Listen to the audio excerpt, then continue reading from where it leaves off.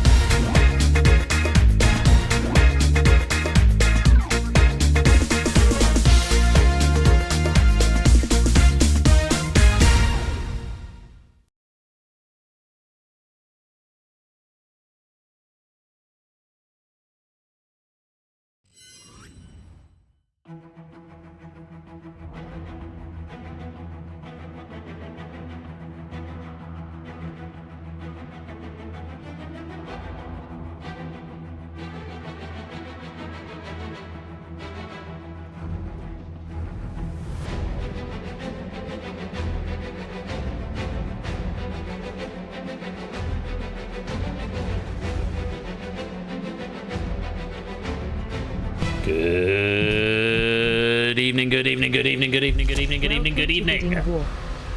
To join the game, please visit persephoneschair.com/Unicon and join with the room code WVNC. Welcome everybody to game night this Saturday evening, the 21st of February. It's lovely to have you all here. Welcome on in. Apologies for being a few minutes late. I will regale you with the tale of my last couple of days in the world of PC stuff, and also why I might sound a little bit like there's some background noise going on this evening, because I haven't had time to put a noise gate in place. First of all, welcome to everybody. Lovely to have you here. This evening, we've got a triple bill of war. We're starting with bidding war. We're then going to nuclear war in DEFCON. And we're concluding with punishment for war crimes in the Escape Artists. Hope you can stick around for what promises to be a serious stream with some serious action, kicking off with this bidding war as written by SB and proofed by Cola. Very many thanks to you both for your efforts. Let me say hello to you all. Good evening to Lewis, JR, Prug, Shapes, Matt, SJ, Samster, AB Me, Ape, Topper, Lupine, Stilgar, Matt the Sprat, Ardenfett, Shadowmane, CJ, Free Ruckus, Nando, Toot, Conradalac, Jack Wilfred, Stimpson's Angle, Clive of Legend, and anyone else who is lingering, lurking, and loitering in the chat. That's not the way I normally say that. I've got to stop overthinking that. Anyone else who is lingering, loitering, and lurking in the chat? I can't even remember now. I have to go back and watch a VOD. Welcome to you all. If you're just in the chat along for a spectator ride this evening, you're very, very welcome. Good evening, Paulister. Welcome to you. So, as you come and join the game, and if you want to play Bidding War tonight, as I say, it's written by SB, who has got pride of place in the Bidding War arena in the chair. You need the Universal Controller right there, and the room code, which is both on the graphics and in the chat right now. Do come and join the game. So, Thursday night we had a couple of crashes, one right at the end of Red Herrings, fortunately after the game had concluded, unfortunately before the pennies had written to the bank, which was quite annoying because it meant I had to manually go and do them, but all the data was there, so yay. Then we had another crash just before we drew the Thunderball, so again, not detrimental to pennies, it just meant we couldn't do the Thunderball on Thursday night. Slightly irritating. I had black screens and the fans started going into overdrive, and it done this a little while back, and oh look, I'm see-through because I'm wearing a yellow shirt, which is apparently green. I did this a while back, so I thought, okay, I've got to sort this out because I don't want to keep having these hardware issues. So I had a chat with a colleague of mine, Graham, who's may pop in tonight actually, he sort of tried to remote support me taking a look at the PC because he's run a computer business, he knows hardware inside and out. And he said, when did you last change the thermal paste on your CPU? Because it may have gone dry. I said, never. And the PC was built like September 2021. He said, that could be it, because it's under high load quite a lot as well. So we went to try, I ordered some thermal paste off Amazon, arrived this afternoon. We went to try and get it. And the cooling unit is like welded to the plate above the CPU. I physically could not get it off. So I'm going to take it down to the PC shop underneath on Monday, because they're the guys who built it, to say, look, I've got some thermal paste, but I can't get it off. I didn't realise I had to change the thermal paste every couple of years. Can you sort me out? Because I think that could be the root of the problems. I'm also running a hardware monitor tonight to keep an eye on the temperatures. I mean, GPU at the moment is sat at 68 degrees C. CPU currently sat averaging around 51 degrees C, so it's not too bad. CPU usage is at 100%. It's probably worth pointing out, which seems a little high for bidding war in the operator, but there it is, and streaming and recording, so yeah, that's probably what's going on there. So yeah, I'm monitoring things here. I've also, the noise in the background you can hear is my fan, which is normally good for the summer, but it is currently pointing at my PC, which has got the front door taken off. And so it's got extra cold air going into it as a sort of an extra preventative measure to keep it cool. So if you can hear a loud whirring in the background, it's the fan, but it's like industrial strength desk fan. So hopefully that's extra cooling for the PC until I can get it sorted. So fingers crossed we stay stable tonight. And then stream almost didn't happen because this was all happening about 6, 7 o'clock. And then I went to plug it all back in when I realised we couldn't reapply the thermal paste. And so first of all, I think I got the USB ports the wrong way around, and so I wasn't getting that. And then the RAM was misseated, so I wasn't getting anything. So I reseated the RAM.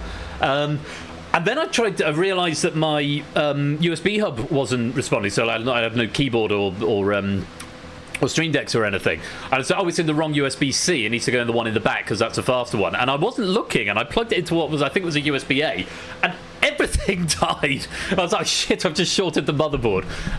But I tried to hook in my other power supply, and that didn't work. And by this time, it's 7:20. I'm going to have to cancel it.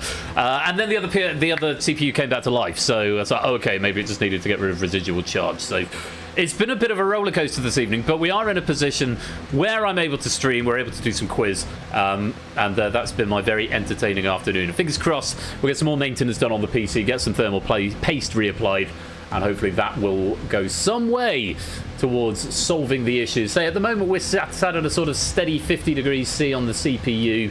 GPU's up at about 68.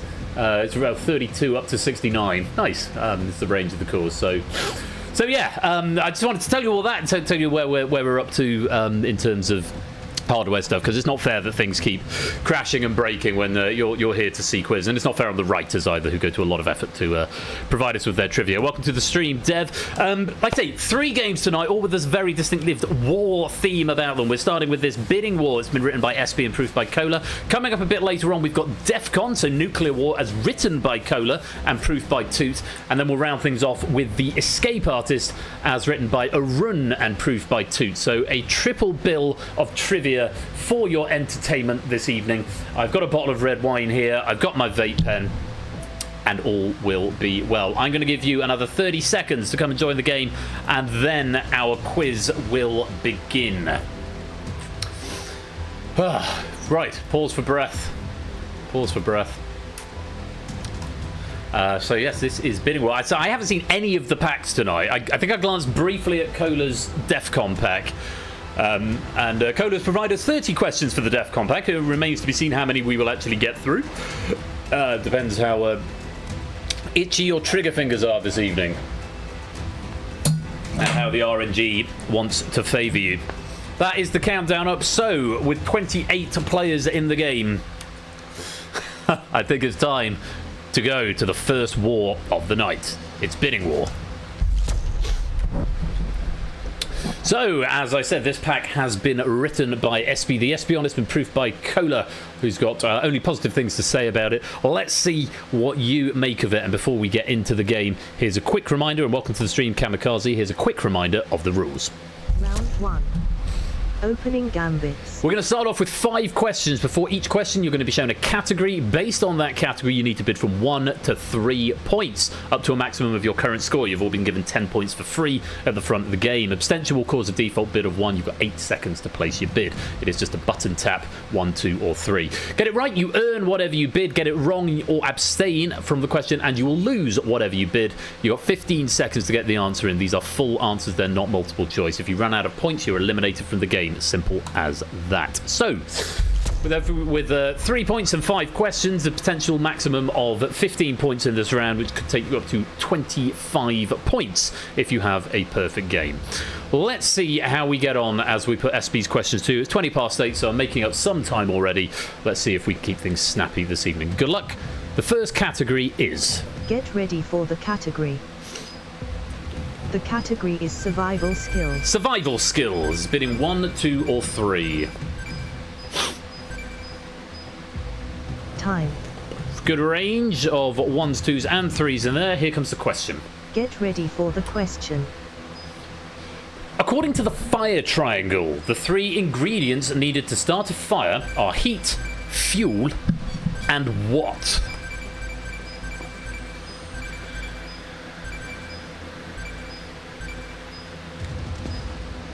Time. The answer we're looking for there was air. Strictly speaking, it's oxygen, or an oxidizing agent, commonly referred to as the fire triangle or the fire tetrahedron when including a chemical reaction as a 4th ingredient. Wrong answers there: source, spark, and source. I mean, the spark or the source is the heat element of it, technically, because you get a lot of heat very, very, very quickly, I suppose. Fire triangle and the rhubarb triangle would make that would be a very good crumble, wouldn't it? So I'm not going to allow Spark or Sauce, I'm afraid. You are going to lose your points there. Everyone else, so very well done. You've won your bid. On we go. Next question. And G. Eisen's jogging, welcome both of you to the stream. Get ready for the category. The category is old currency. Old currency.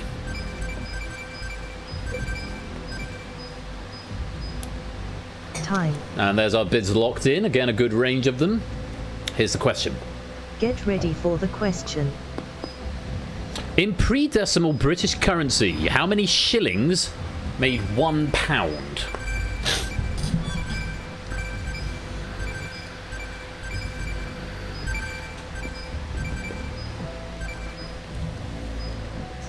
Time. Tricky question there and not particularly well fielded. 20 was the answer. 20 shillings to a pound. Commiserations to anyone who put 12. There are 12 old pence in a shilling, but 20 shillings in a pound. Let's check through the wrong answers. 12, 8, 12, 12, 12, 100, 12, 6, 10, 16, 24, 12, 120. By a factor of 10 there. 12, 8, 24, 12, 15, and 8. All of those incorrect. Very well done if you gave me the answer 20. You've won your bid. On we go. Question number 3. Here's the category. Get ready for the category. The category is video game systems. Video game systems. Time. Okay, bids are locked in. Here comes the question. Get ready for the question. The Nintendo Game Boy was originally released in Japan in what decade?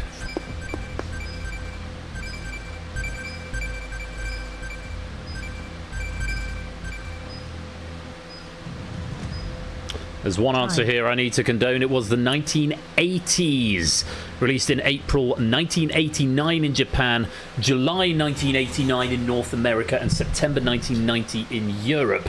But in Japan and North America, it was the 80s. There's just the one answer from Matt the Sprat, who missed the S off the end. There you are, 1980. Which I will allow because the question was answered for a decade, so just missing an S off the end. But if you put 90s or 70s, I'm afraid that is a wrong answer. I don't think I need to uncondone. I don't think there is anything that would have got through. No, it doesn't look like it. Very well done if you got that one right. To question number 4, here's your category. Get ready for the category. The category is tournaments. Tournaments. I would argue my girlfriend's the best thing to come out of the USSR. I think she was born into the USSR rather than Russia. It's Russia now. Of course, I have to say that. Get ready for the question. Question on tournaments coming in. March Madness usually refers to a tournament between US colleges in what sport?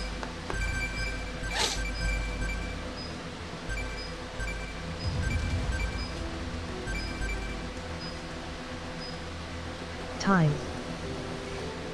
And basketball was the answer we wanted. First held with 8 teams in 1939, the NCAA Division I men's basketball tournament expands regularly due to its popularity and has included 68 teams every year since 2011. NCAA, now I'm assuming that's college, is what the C stands for. National Collegiate Athletic Association. So college basketball, I am inclined to allow. It's not strictly speaking a separate sport, but it's close enough for me that I'm going to allow it. Ice hockey, baseball, American football, baseball, American football, football, American football, and American football are all incorrect answers. Touche, Stilgar. Touche. Well done if you got that one right. Final question of the round. No eliminations as of yet. Let's take a look at our 5th category. Get ready for the category. The category is classic literature. Classic literature. Staple of many quiz questions. Time. Bits from 1 to 3 are in, and here is the question. Get ready for the question. Still time to join, Poisoned Up. Who authored the novel Dracula in 1897?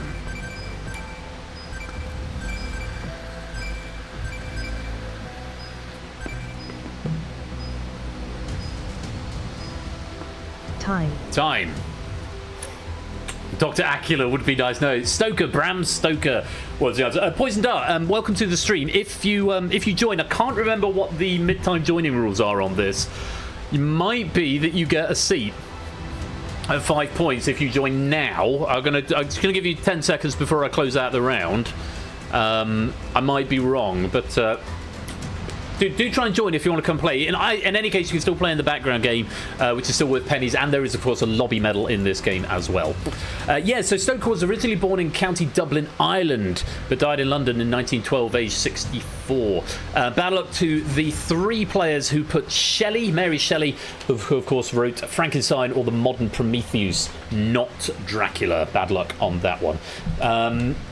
Kamikaze, if you're... not Kamikaze. Poison Dart, if you're coming to join us, now is the time to try and get your Unicon set up before I lock out the round. I'll give you a couple more seconds. It's on the... Oh, it was on the screen. It's there. The Modern Prometheus. Kegler, it looks like you cannot get a seat after the game has started, unfortunately, but the background game is there. That's good to know. It's probably something I should know. There's too many things to keep in my head. Welcome to the stream, Kegler Coach, and that is the end of round 1.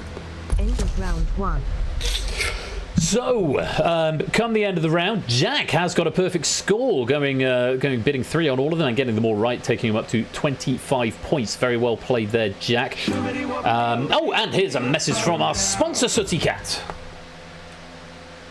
2 Twitch babies. 2 Twitch babies, indeed. 18-month subscription there. Thank you so much for the support, Sooty Cat. Very, very grateful to you. Further back, that's all good then, Kegler. All good.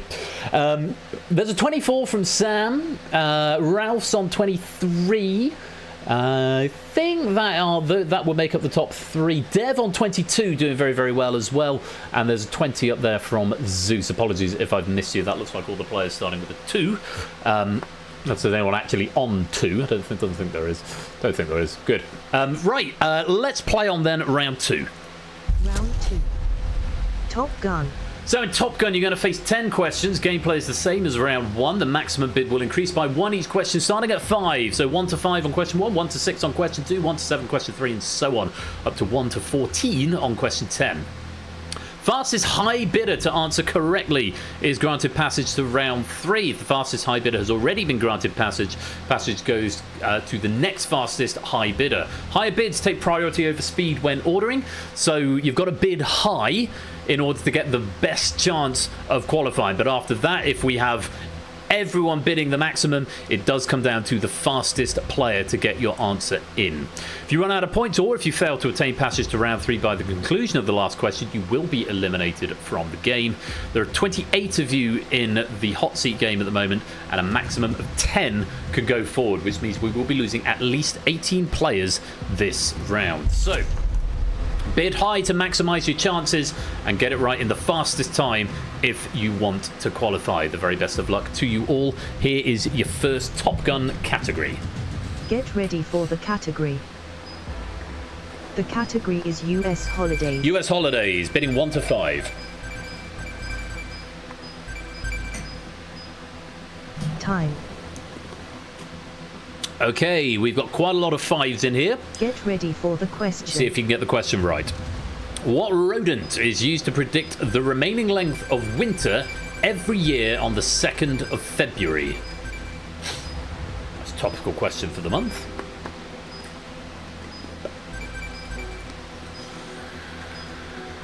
Time. It's a groundhog. Ground goff. I mean, the H and the F are next to the G on, and yeah, go on.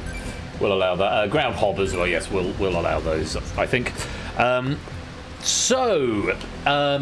It's a groundhog too, which I yeah, you got a disgraceful leniency, says 2. Disgraceful.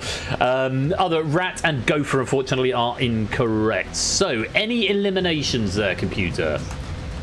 Not yet. So, who's getting passage? I can tell you, the 5 fastest, or the top 5 rather, all bid 5. So if you didn't bid 5, you're not going to get passage this time. Third fastest was Silver Electron, 3.22 seconds. Second fastest, 8 Minky, 3.08 seconds. And the fastest and the first to gain passage, Passage has been granted to Clive, with a bid of 5 and a response time of 2.28 seconds. 2.28 seconds, very well done. Clive, you have got passage to round 3. Arun, welcome to the stream. Word of warning though, once you've gotten passage, you're still in live play, so don't just rest on your laurels for the next 9 questions. If you do that, you'll lose 9 points, 1 point per question. So keep playing the game, keep bidding, but remember, if you run out of points, you will still be eliminated. Let's go on. Question category number 2. Get ready for the category. The category is comic characters. Comic characters is next, bidding up to 6. Time. Rest on your yannies, very good. I got that joke. Get ready for the question. Here's your question on comic characters. In the classic comic strip Peanuts, what breed of dog is Snoopy?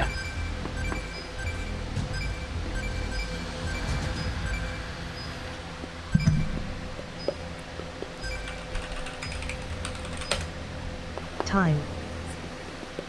He's a beagle. Odie, the main dog in Garfield, had his ears changed from black to brown in 1979, supposedly to avoid confusion with Snoopy. Phonetically plausible, Stimpson's angle will allow that. Border Collie, no. Basset Hound, similar, but it's not the same breed. Dalmatian and Dalmatian, also incorrect. We can't allow those. So, Beagle was the answer. Anybody being eliminated? Not this question. So, again, our top 5 all bid the maximum of 6. Third fastest was a Podo in 2.55 seconds. Second fastest was Sam in 2.29 seconds. And the fastest in getting passage to round 3 is... Passage has been granted to Just Kidding, with a bid of 6 and a response time of 2.19 seconds. Very well done, Just Kidding, aka 8 Minky. 2.19 seconds is very, very fast indeed. You have got passage to the next round. Remember, you're still in live play, so don't just rest on your yannies. Blue, if you're into the next round, and remember, there's a lot of high scores up there, but remember, it's not just the high score that gets you through. You've got to get passage as well. Let's take a look at category number 3, bidding up to 7. Get ready for the category. Oh, so hi, Graham. The category is the Catholic Church. The Catholic Church. Yes, I just received evidence that Graham is watching. So thank you for fixing my PC and talking me through it. There he is. Welcome, mate. Get ready for the question. Question on the Catholic Church. How many men have held the title of Pope in the 21st century so far? PC to computers. Praying hard. Yeah, me too.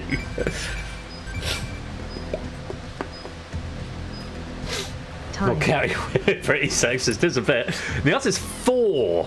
John Paul II, 1978 to 2005. Then Benedict XVI, Joseph Ratzinger, 2005 to 2013. Then Bergoglio, Pope Francis, 2013 to 2025. And then most recently, Pope Leo XIV, who assumed office in 2025. A lot of wrong answers in there. 2, 5, 2, 3, 6, 3, 3, 3, 3, 6, 3, 3, 11, 2, 2, 3, 3, 3, 3. All of those are incorrect. Ben 16, Francis, and Leo 14. Indeed so, Jack. Switchcat, welcome to the stream as well, and thank you for the double Twitch baby as well. Anyone getting eliminated there? Not yet. Now, this is interesting because a lot of players were wrong. The top 5 did not all bid the maximum. Lupine bidding 3 and Shapes bidding 4 were 5th and 4th respectively. The top 3 did, however, bid the maximum. Third was Flyboy, bid of 7, 11.13 seconds. Arun was second with a bid of 7 in 7.72 seconds. And the fastest, and getting passage to round 3, was... Passage has been granted to Jack, with a bid of 7 and a response time of 3.84 seconds. Very fast calculation there, Jack. Under 4 seconds to word that out is no mean feat. Very well done. You get through to the next round with the high bid, and we will see you there, assuming you can keep your points. Let's play on. Question category number 4. Take a look at this. Still no casualties yet. Let's see if any come out of this one. Get ready for the category. Pride and a Fall, Jack. Pride and a Fall. Superheroes. Superheroes is the category, bidding up to 8. Time. Okay, a good range of bids. A lot of max bids in here. Get ready. Let's see what the question brings. Adam West depicted what superhero on film and TV in the 1960s? Adam West, Adam West, Adam West. Just a little bit softer now. I'll come out when everyone's gone. Time. Adam West. Batman was the answer. Live-action TV show in which West starred celebrated the 60th anniversary of its series premiere on the 12th of January. West passed away in 2017. Superman is the wrong answer. Flyboy and a run, so I can't condone those, but Batman is correct. Any eliminations there? Oh, does it?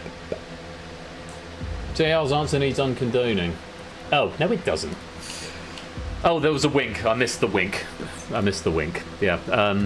Bateman.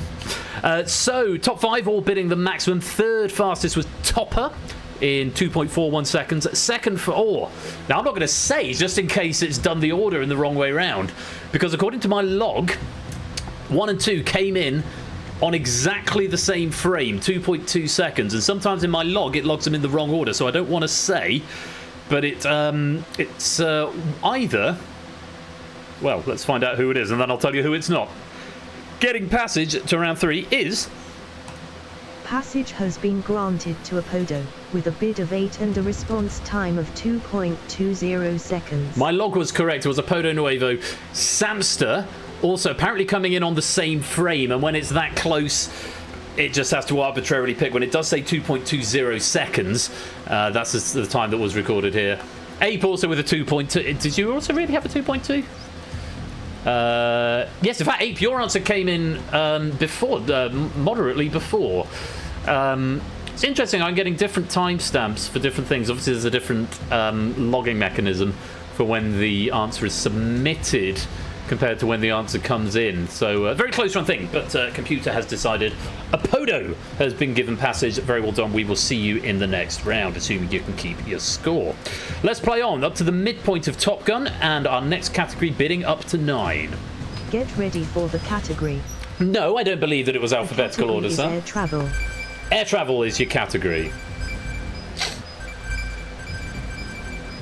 Asamster. That would do. Quite a few 9 bids in there. Let's see what the question brings. Get ready for the question. Single letter response. Most international airports in Canada have an IATA abbreviation beginning with what letter?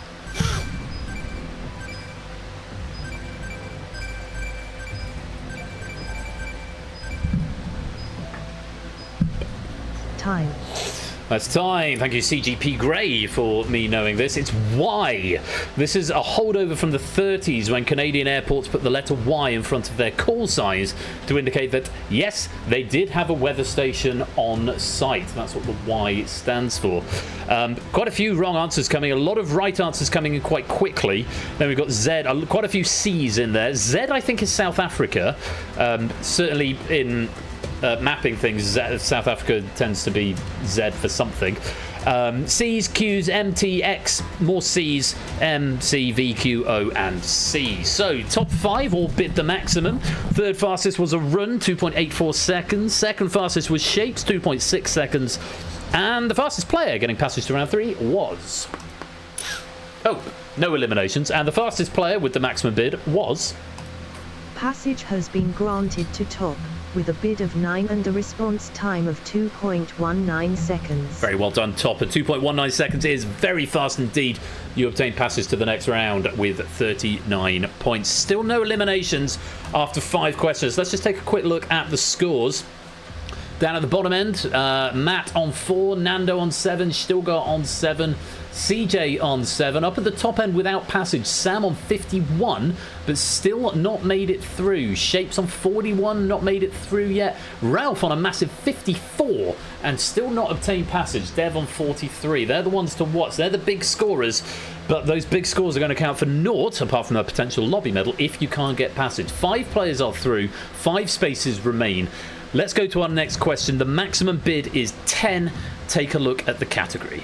Get ready for the And category. Woollyback, welcome to the stream. The category is animal traits. Animal traits is the category. Time. A lot of fast bids of 10 in there. Let's see what the question brings. Get ready for the question. A leucistic animal is most likely to be what colour?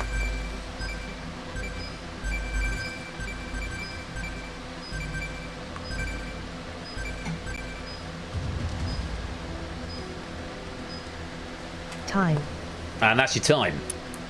It's white. Leucism is only a partial loss of pigmentation, often leaving normal coloured eyes, while albinism is a complete lack of melanin. So a leucistic animal is most likely to be white. Did slightly split the room. A lot of players going for black there. Red, yellow, black, black, brown, black, black. Blue, green, grey, yellow. I don't think I can allow yellow, but white is the correct answer. Again, anyone due for elimination? Yes, we've got our first casualties of the war. Matt and Stilgar, I'm afraid with those wrong answers, you're out of points and out of the game. Good biddance. Stilgar, you have been eliminated. Good biddance, Stilgar. That's a bit rude, isn't it? Very rude. So our top 5, again, all bid the maximum of 10. Third fastest was Stimpson's Angle in 4.05 seconds. Let's see who was fastest. Passage has been granted to Ralph, with a bid of 10 and a response time of 2.97 seconds. Again, tied with Sam, 2.97 seconds, but that does somehow disprove the alphabetical order theory, insofar as the Lupine 1 is further in the alphabet than Samster, which is what it would order by. It would order by Twitch name rather than name. So I guess Ralph did just sneak in first, and it was just within the same 100th of a second. No, as I just explained, Jack Wilfred, if you were listening, which you clearly weren't, the Lupine 1, which is the Twitch name, which is what the logic under the hood uses, is further in the alphabet than Samster. Got a little listen, Lou. Sorry, that's a line from the Simpsons. Yeah, Jack. Anyway, sorry. So, Sam, that's the second time you've been second with the exact same recorded time.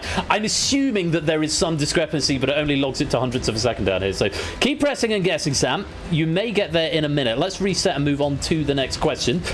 6 players with passage. Apodo, Topper, Clive, Ralph, Jack, and just kidding, 8 Minky up at the back. Let's see what our next category brings. Bidding up to 11. Here it is.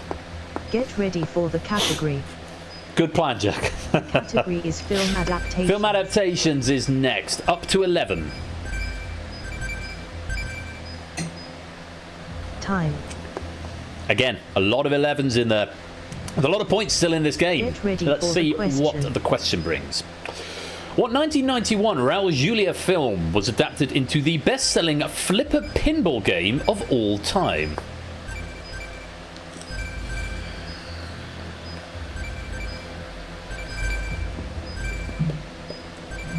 Time. Surprised more people didn't get this. It's the Addams Family. Addams Family sold 21,270 copies across 2 runs in 1992 and 1994, beating the old record of 20,230 set by 8-Ball Pinball in 1977. I don't know if anyone's looked at the prices of pinball machines, but they are not cheap. Significantly more expensive than a pool table, even though they take up less space. Now, there were some wrong answers in there. Street Fighter is the first answer that came in. Very good guess. I think Street Fighter was 1994 or 1992. It was an even number either way. The movie version, that is. Demolition Man, Tilt, Street Fighter, Zorro, Ghostbusters, Jaws, Dodgeball, E.T., Bohemian Rhapsody, Space Odyssey, Field of Dreams, What, Home Alone, and Stepmom are all incorrect. Yeah, is it crackling for anyone else? Definitely crackling for me. Let's mute that. Yeah, it's definitely. Is it the fan? Is there a loose connection somewhere? I might have to restart voice meter. Give me a sec, I'm going to disappear for a minute and... oh, hang on. Voice meter is spiking very high. It's almost certainly coming from there. No idea. Oh, hang on. I know why. No, I don't know why. Well, that's not plugged in, so it's not that. Let me just restart voice meter. All the sound is going to go away in a minute, and I'm hoping after that it's just going to come back. Fingers crossed.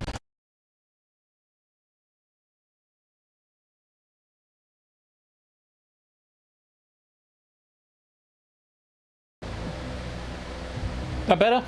Have you still got me? Looks like it. Sorry about that. Something obviously went a bit funky, but yeah, a quick restart of voice meter, which does mean the soundboard would have stopped working, I think. What a shame. Oh no, the soundboard is still working. Great. So back to the question. Bungle, welcome to the stream. Yes, yay indeed. Oh, a Bungle, Silent Marine, Tadaru, Nata, welcome all of you in. Now, and I've just been reminded by Graham to take some snaps of temperatures to send to him for review. I'm good to just keep an eye on those over the course of it. I'm going to mute that as well because I don't need that. So, lots of wrong answers, and unfortunately, CJ, you are out of points and you're out of the game. Thank you for playing, but your war is over. Schwintz, you have been eliminated. Or Spinks, if you prefer. Now, again, not very many correct answers here, which means we're going to have a slightly interesting progress. Third place, with a bid of 5 in 9.48 seconds, was Ardenfetz. Second place, with a bid of 7 in 9.15, was Kamikaze. There was only one player who bid 11 and got it right. In 8.13 seconds, passage has been granted to... Passage has been granted to Matt, with a bid of 11 and a response time of 8.13 seconds. Very well played, Matt. 8.13 seconds, but the only correct player with the maximum bid of 11. Passage has been granted to you. Let's move on. After the audio issues of that question, let's go to question number 8, bidding up to 12. Here is the category. Get ready for the category. The category is food and drink. Food and drink.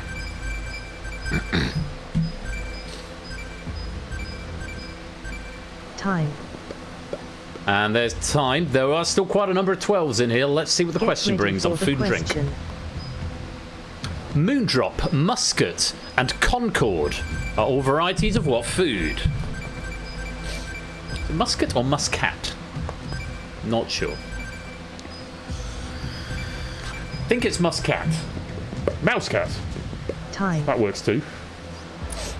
Grape is the correct answer. All three of these types are most commonly purple or black, known for their juiciness.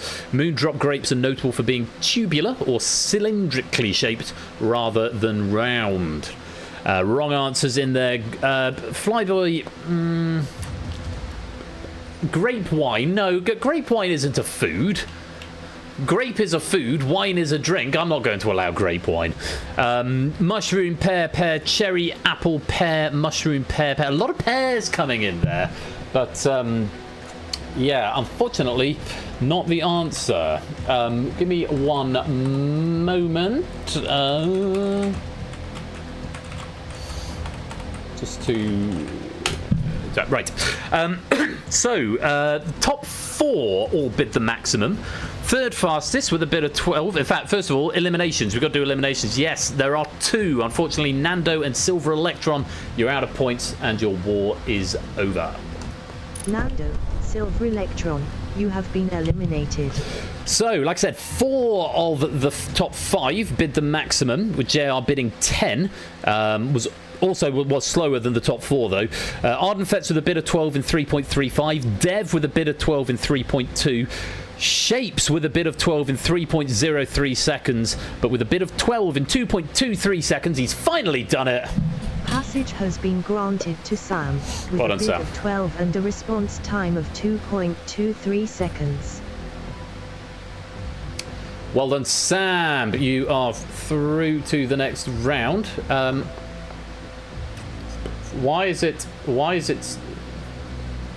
Why are we hanging on Sam? We should have moved back from Sam by now. Let's reset post question anyway. Okay, we're going to get a close-up of Sam for a bit because of reasons I can't quite explain. But Sam, you're through to the next round. Let's go to the next question. It's penultimate question of the round, bidding up to 13. Here is the category. Get ready for the category. The category is Space Race. I've just realised who you are, OG Bungle 69. Welcome to the stream. Time. Okay, so we've got a few 13s in here. Here comes the question on Space Race. The surnames of the 3 crew members of Apollo 11 were Armstrong, Aldrin, and what? I cannot manually move the camera because I'm no longer in engine. So I'm in a built version. Time. And that's time. Collins was the correct answer. It does mean I can't override anything. Fortunately, there are no answers that I need to condone. Yeah, Michael Collins was the 4th man to perform a spacewalk and 2nd to orbit the moon alone, but never set foot on the moon, instead manning the Columbia Lunar Orbiter for the mission's duration. Michael Collins was the correct answer. AB Me, we can't see you, but I'm afraid you are out of points. Thank you for playing, but your war is over. Abu208, you have been eliminated. I'm hoping the camera fixes itself. I'm sure it will at some point. Maybe at this question. So, the top 5, all bid the maximum of 13. Dev was in 3rd in 4.19 seconds. Arun in 2nd with 3.64. Fastest player and the penultimate player to get passage in this round was... Please fix the camera. Passage has been granted to Zeus with a bid of 13 and a response time of 3.49 seconds. There we go. Zeus, very well done. You have obtained passage. You are through to the next round. So, final question of the round. You can bid up to 14 if you've got that many points. Let's just take a quick look in. Shapes on 65. I think it's the third highest score of the game, but hasn't yet gotten passage. Dev and Kamikaze both on 47, JR on 35. All those points are good for nothing if you cannot get passage. I wish you all the very best of luck. Here is the category for question number 10. Get ready for the category. The category is applications. Applications.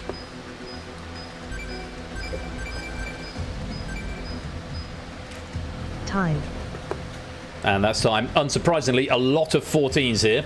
Get ready for the Is often the best strategy, because if you don't get this one, then you're out anyway. Here's your question. What is the name of Apple's presentation software, sold as a PowerPoint competitor for macOS and iOS?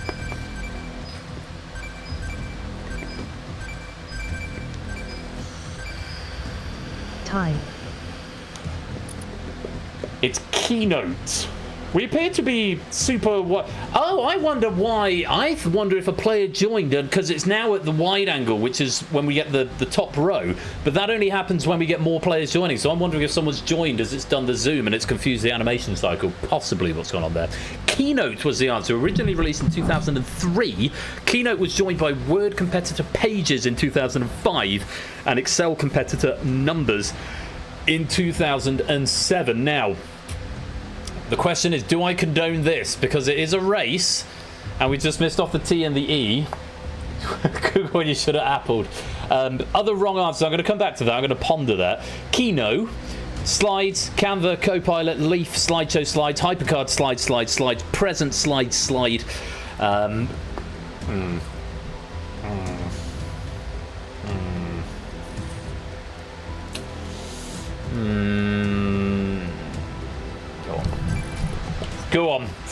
Go on, Shapes. If you're so the big, give it to him. It's 2 letters short, so that feels a bit charitable, but yeah, let's see what happens. So we have got 2 eliminations automatically for being out of points. Paulister and Simpson's Angle, you're out of points. Thank you for playing, but your war is over. Paulister, Stimpson's Angle, you have been eliminated. And there were only 3 correct answers from players who don't already have passage. I can tell you, I condone Shapes. He is now one of these 3 players. 3rd fastest, 5.52 seconds, was a run. So it's Shapes and Dev. Who was fastest out of the 2? Who's going through to round number 3? Stupid game. Who's going through? Let's find out. Passage has been granted to Dev with a bid of 14 and a response time of 2.89 seconds. Well done, 2.89. Shapes of 3.59, 0.6 seconds slower. I feel like if Shapes, if that would have given you the win, I feel like I probably wouldn't have condoned it. So obviously I can see all the stats, so I thought there's no harm in condoning that one. Because, yeah, it wouldn't have given you passage, unfortunately. So, unfortunately, with 79 points, you are about to be eliminated, which is quite astonishing. But that is the way this game goes. Thank you, everybody, for playing. But if you have not yet gotten passage, I'm afraid your war is now over. End of round 2. And there we have it. 10 questions later, 10 players remain. And going into survival of the fittest. On 22 points, Apodo. On 10, Topper. On 34, Zeus. On 51, 8 Minky. On 80, Jack. On 84, Sam. On 61, Dev. On 28, Matt. On 52, Clive. And on 84, Ralph. Those are the scores going into round 3. Flyboy and score count. Welcome to the stream. Oh, I'm getting a DM. Oh, I see. Yes. Thank you, JR, for that heads up on audio stuffs. 10 players, but only 2 can go on to the final. Let's take a look at the instructions for round 3.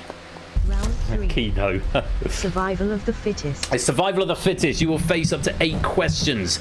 Gameplay is identical to round 1. Bid range is now unlimited with a default minimum bid of 5. So extra pressure at the front. Hopefully you've got enough points to get through at least the first couple of questions. If you're fewer than 5 points, your bid will default to your total points. At the end of each question, the player or players with the lowest score will be eliminated. That is how you suggest raid messages, Dev, and I appreciate you being new here. I appreciate you being here. Appreciate you a lot. The end of each question, the player or players with the lowest score will be eliminated. So if there is a tie, you will both be eliminated. Play continues until only 2 players remain. If we've got multiple eliminations on any question, which means fewer than 2 players remain, a player or players with the highest total correct count will be brought back for the final. So there is an outside chance you could still be brought back into this game. But it's one of those things you've got to think about. What do you bid? Exactly what do you go for? Because sometimes going all in, especially if you've got quite a lead, can be an invalid strategy. Because if you have a disaster and you suddenly get it wrong, you're knocking yourself out when you don't necessarily need to if you've got that point cushion. So think carefully, but ultimately it's going to be the 2 players with the highest scores that get to the final. So do consider carefully what you bid in this, in peril. the survival of the fittest. Topper, you are starting in peril as you have the lowest score. Let's see if you can get out of dodge. Good luck to you all. Here is the first question. Get ready for the category. The category is mythology. No, it's mythology, computer.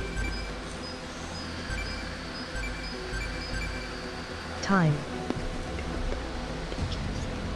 Okay, bids in. Get ready for the question. Bid of 50 from Clive, a 40 from Jack. Here's your question. Which god, the twin brother of Artemis and or Diana, shared the same name across Greek and Roman mythology?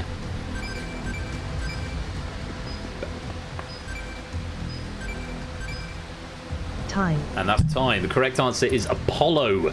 The god of the sun, music, archery and prophecy, was considered one of the 12 deities of the classical Greek and Roman pantheon. Eros, I don't know, Hermes, Demeter, Neptune, Zeus and Jupiter. All incorrect answers there. Zeus and Jupiter are the interchangeable names of the Greek and Roman god of gods, respectively. So not that one. Eros, the god of love, I believe. But Eros would have been... what's Eros in Roman? I forget. Not your mythology, it's mythology. Top was trying to copy Zeus's answer. Well, let's update the podium and see what that has done to the scores. Well, Topper only bidding 5 means he's not gone down to 0, but somebody did go all in. Apodo Nuevo bid 22, which was all of their points, and they went with Neptune. It's not the right answer, and I'm afraid, Apodo, your war is over. With a score of 0, Apodo, you have been eliminated. And in peril now... Clive, you are in peril. Toppy, you're not in peril, and you're still in the game. You got 5. Clive's gone even lower. Went in with 50 on that last question. Got it wrong. Is now stuck with 2. He's going to have to hope somebody goes all in and drops below. Let's see what happens with our next category. Take a look at this. Get ready for the category. The category is scientific scales. Scientific scales. Time. A 10 from Ape, a 54 from Sam, 28 from Zeus, 22 from Lupine, 11 from Matt, 40 from Dev, and 20 from Jack. Here's your question. What is the name of the scale used to estimate wind speed and force?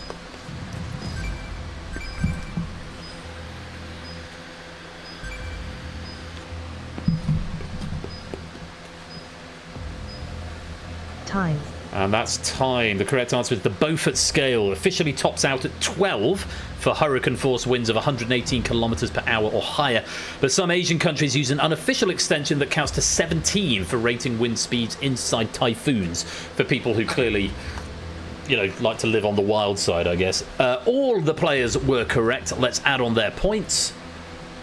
Oh, we've already added on the points because it does it automatically, doesn't it? Clive, you were down to 2, so only so much you could do with that. You have doubled up to 4, but it's not enough, and I'm afraid your war is over. With a score of 4, Clive, you have been eliminated. Very windy. Beaufort. Very good. Top, you are in peril. Topper, a very familiar position. You're back with 10 points and back in peril. Let's see if anyone else is going to take a fall for you by going all in and getting it wrong while you get it right. It could happen. It is very possible for you still to make it through this round. Let's see what category comes up for question number 3. Get ready for the category. The category is animation. Animation.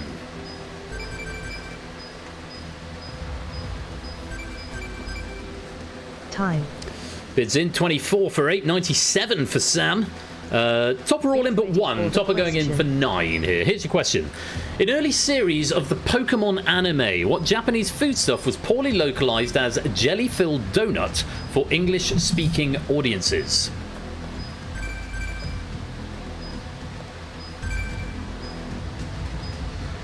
Time. Onigiri is the answer. Jack, I'm going to allow that. As soon as it came in, I said I'm going to condone that because I've also got rice ball down here. Rice roll. Yeah, I'll take that. Rice ball or rice balls. One of many poorly received localization changes introduced to the Pokemon series by 4Kids Entertainment in an attempt to make the show culturally approachable in the West. Recently discovered on Samsung TV Plus, there is a channel dedicated to nothing but Pokemon. Watched a bit when I was away last weekend with my brother and his little girl. She loved it. But it's been ein onigiri, indeed so. The onigiri is what we wanted. Mochi, we can't allow. Sushi and sashimi, also we cannot allow. But onigiri or rice ball or rice roll will be just fine. Let's update the podia. And Topper, with that wrong answer there, I think it was somewhat inevitable. But thank you for playing, but I'm afraid your war is over. With a score of 1, Top, you have been eliminated. And then there were 7. Just kidding. You are in peril. 8. Yeah, I'm in danger. You are indeed with 19 points. Bit of a gap up to Matt with 54, but let's see if you can capitalise or see if anyone else is going to go for wild strats and lose all their points. Here is the category for question number 4. Get ready for the category. The category is video game families. Video game families. Time. Zeus just sneaking in a bit of 20 before the cut-off there. Get ready for the question. It says 5, but it counted 20 here by the looks of it. Here's your question. The vampire hunting protagonists of most Castlevania games are members of what family?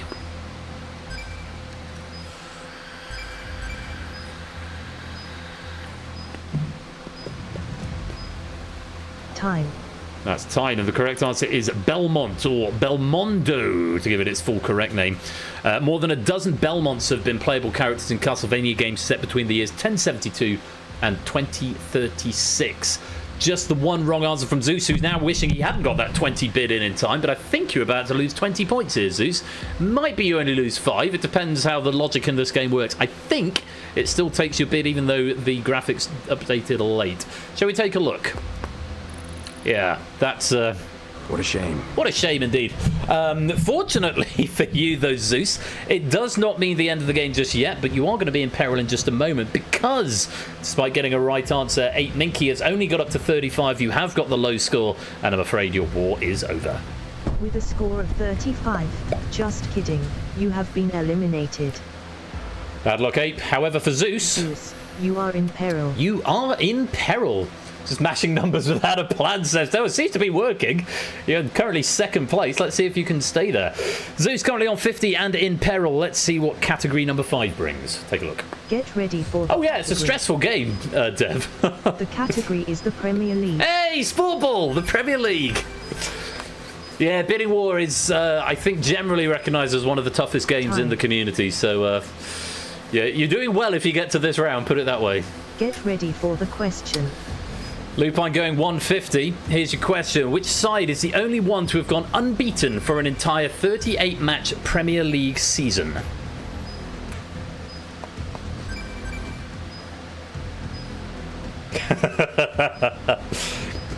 Just see your answer, Dev. It's Arsenal, 26 wins and 12 draws and 0 defeats in 03-04, nicknamed the Invincibles. Arsenal's unbeaten streak ended at 49 matches the following season. Wrong answers include Man United from Samster, Chelsea from Matt the Sprat, and from Dev, in case you can't quite see that, bidding 5 consciously this time, Lamau.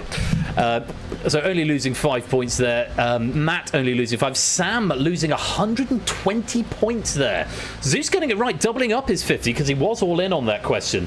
But Sam going 120. Let's see what that does to the scores. Oh, 190. You're still in play, Sam. You're still alive. Zeus getting all the way up to 100 within spitting distance of Matt the Sprat, but Matt's got 102. I think a bit of a tactical bid going on there. Matt, you get to survive at least one more question, but Zeus, unfortunately, despite having 100 points, it's the lowest score and your war is over. With a score of 100, Zeus, you have been eliminated. Matt, you are in peril. Matt currently in peril with 102. We've then got Sam with 190, Dev with 239, Jack with 320, and Ralph with 347. It's still anyone's game. The swings in this round are monumental, so do not count any chickens yet. Matt, you're on 102. You are in peril. Here is the category for question number 6. Get ready for the category. The category is science fiction. Science fiction.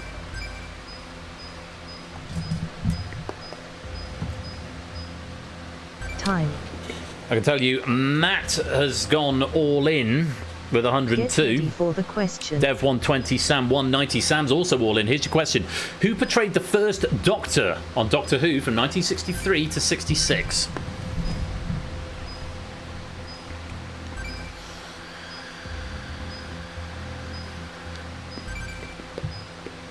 Time. William Hartnell was the answer. Hartnell's appearance on the 10th anniversary special The Three Doctors in 1973 was his final acting work before his passing. That's the end of my notes, and now I'm just nerding out. He was played by David Bradley in An Adventure in Space and Time and in Twice Upon a Time, which was Peter Capaldi's Regeneration episode. It was David Bradley playing the first Doctor, but had been made up to look like William Hartnell. They do have a striking similarity, it has to be said. Dev going for Pertnell, mixing up the third Doctor, John Pertwee, with the first Doctor, William Hartnell, by the looks of it, so that's not going to fly. You are going to lose 120 points there.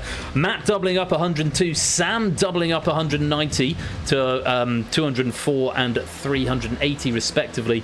Jack also getting it right, and Lupine bitterly regretting that he only bid 11 on that question, as he was the second player to get the correct answer. Let's update the podia and take Dev's points off. Dropping to 119. That is going to put you not just in peril, Dev, but unfortunately, because Matt has managed to get ahead of you with 204, that is going to be the end of your game. Because you have got the lowest score with 119. Oh, wait, yeah, he's just spotted it. We haven't had the eliminations yet. You're fifth, so no. Yeah, very much. How did you? Because you thought you were surviving that question, but because you've lost all those points, you've dropped below Matt. And I'm afraid your war is over. With a score of 119, Dev, you have been eliminated. With a score of 119. Matt, you are in peril. Matt, for the second time in a row, you are in peril, but it is not over by a damn sight yet, because Jack's now got the lead with 435. Ralph in second. Sorry, I beg your pardon. Sam in second with 380. Ralph in third with 358. Matt, you're in fourth with 204. But It could change in a moment if you can double up again, or you don't even need to double up. Remember, you don't have to go all in. There's a lot of pressure on these final 4 players. Let's go to category number 7. Take a look at this. Get ready for the category. Yeah, that's a thing, Dev. The category is roadside attractions. Roadside attractions. Time. Matt is going all in with 204. Jack just going for the default of 5. Get ready for the question. Here's your question. The Mitchell Corn Palace, the Crazy Horse Memorial, and the historic city of Deadwood can all be found in what US state?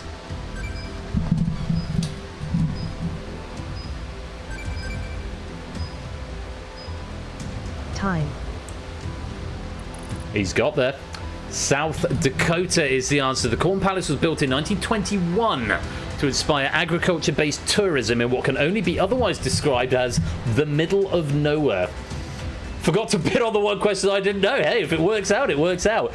And Matt suddenly jumping up to 408, and Jack, Sam, and Ralph are all going to lose points here.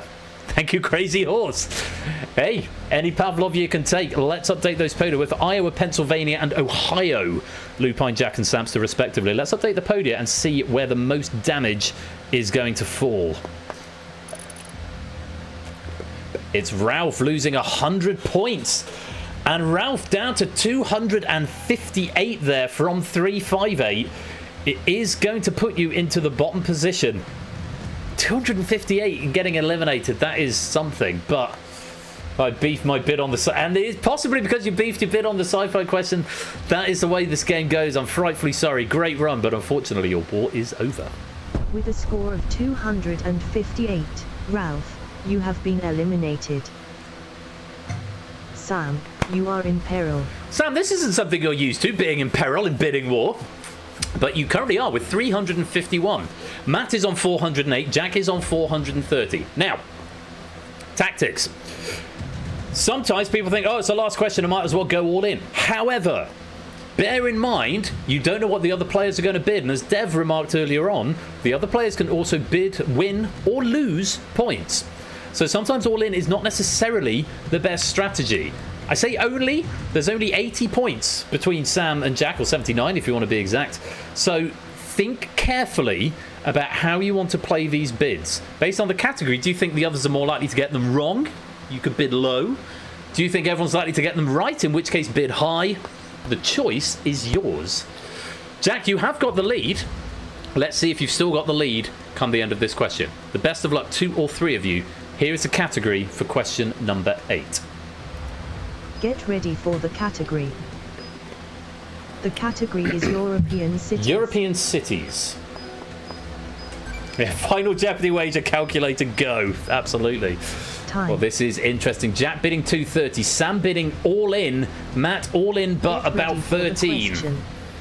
Let's take a look at the question. Which city found in the Auvergne-Rhône-Alpes region contends with Marseille to be considered the 2nd most populous city in France?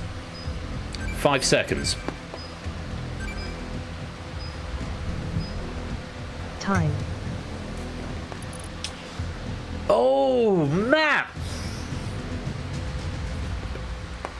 You went all in. You didn't need to, and you've just gone no. For what it's worth, even if you bid the minimum of 5, you would still be behind. But Sam also going all in with 351 has taken the lead off of Jack, who only bid 230, but they both got the correct answer of Lyon.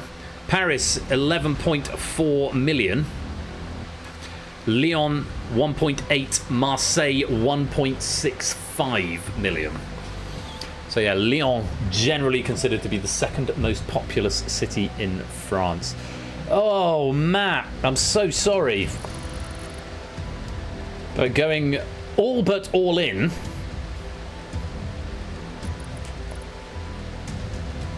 It's missing 2 letters. Could maybe make that work. I don't think I can quite spin that. You're down to 13 points. Great run there, Matt, but unfortunately not to be this time. Thank you for playing, but your war is over.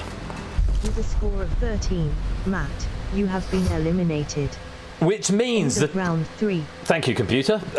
Which means there are 2 players left, and they are right slap bang in the middle of that third row up. Jack with 660, Sam with 702. Sam has just snuck into the lead, thanks to that wild all-in bid at the end there. But he's taken the lead over Jack, and our 2 finalists going into the last round of Bidding War tonight are Jack and Sam. I was going to say, this is the only game of Bidding War this season, I think. I think there's literally there might be one other. There might be 2, but I'm fairly sure this is the only one. Because I think apparently people don't like it as much, and yet I've got the highest average. I've had the highest viewing figures I've had all season tonight. We're sat at 60 at the moment, so I don't know. But maybe the curling finished, and this is where people come to naturally. I don't know, but it seems to have gone down well, and it's been a tremendous match so far with some upsets, some triumphs, and it all comes down to these final 2 players, Samster Samster and Jack Wilfred. It is time for the Bidding War final.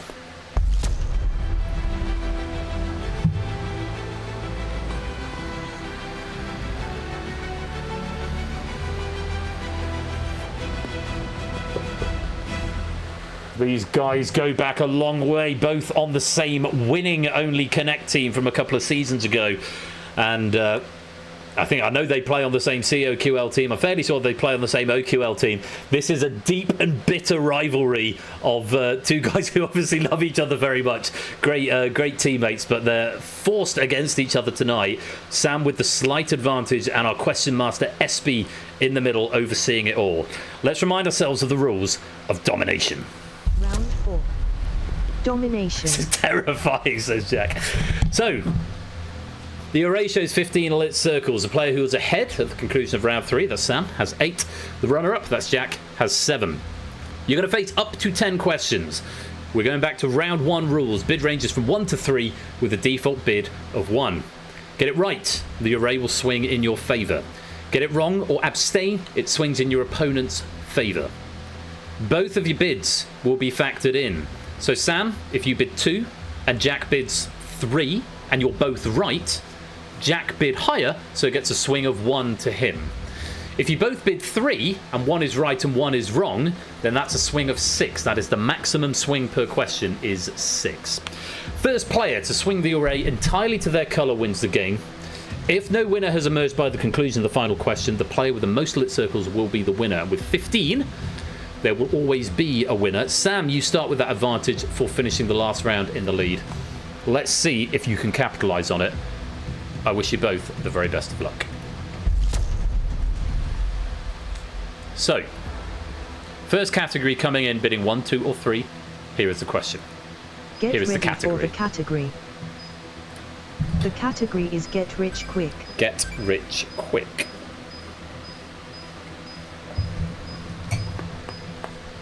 Barely a hesitation from both players before they both bid 3. Potential for deadlock here. Here's the question. Fantasy 5, Mega Senna and Powerball are types of what?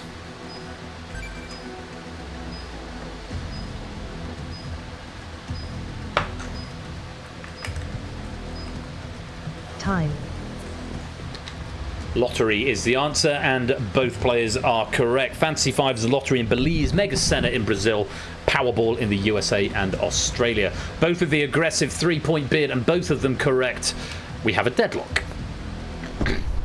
No change to the array. Advantage Sam. Let's go to category number 2. Get ready for the category. The category is Aquatic Sports. Aquatic Sports. Time. Slight drawback from Sam here, just bidding 2, Jack going for 3. Get ready for the question. Here's your question. In Olympic platform diving, the platform is located how many meters above the pool surface?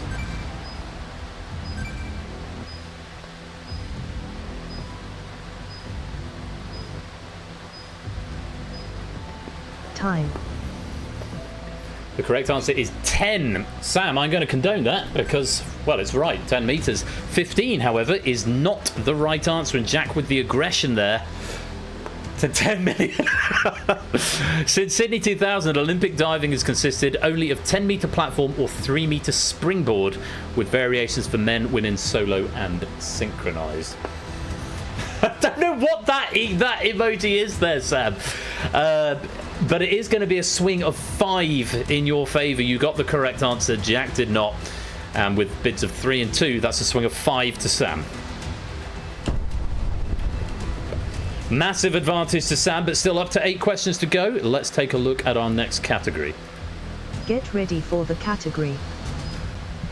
The category is anatomy. Anatomy.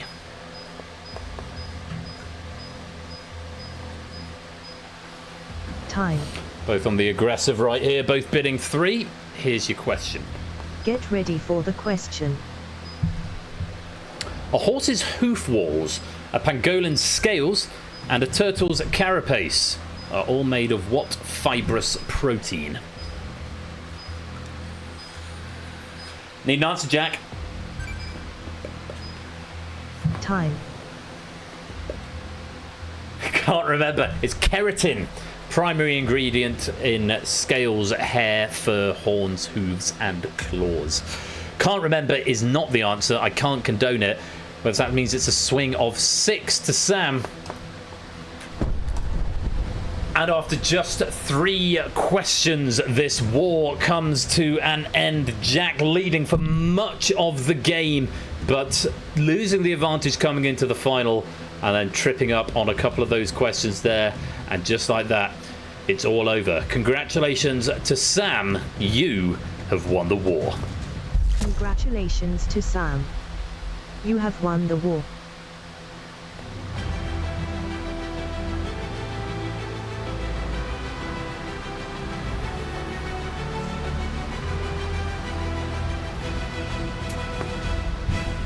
Well played, Samster. And I can tell you that is your 7th bidding war gold medal. Jack, it is your first silver. Very many congratulations. Let's take a quick look at the final leaderboard and see who's got the lobby medal as well. And we see there were 31 players in here. And the second column is the maximum points. Obviously, everyone started with 10, so everyone's going to be at least 10. And then the total number of correct answers. We see Bungle getting the 1, Good Biddance getting 4, Nando 7, Bidding Mole and Kegler and Conrad 8, CJ on 9, Silver Electronics, Stilgar and Stimson on 11. And all of these will convert into pennies for you, which will be paid to the penny bank when the credits roll. Shadowbane and Paulus to 12, AB Neve, Free Ruckus, Apodo and Topper all getting a very respectable 13.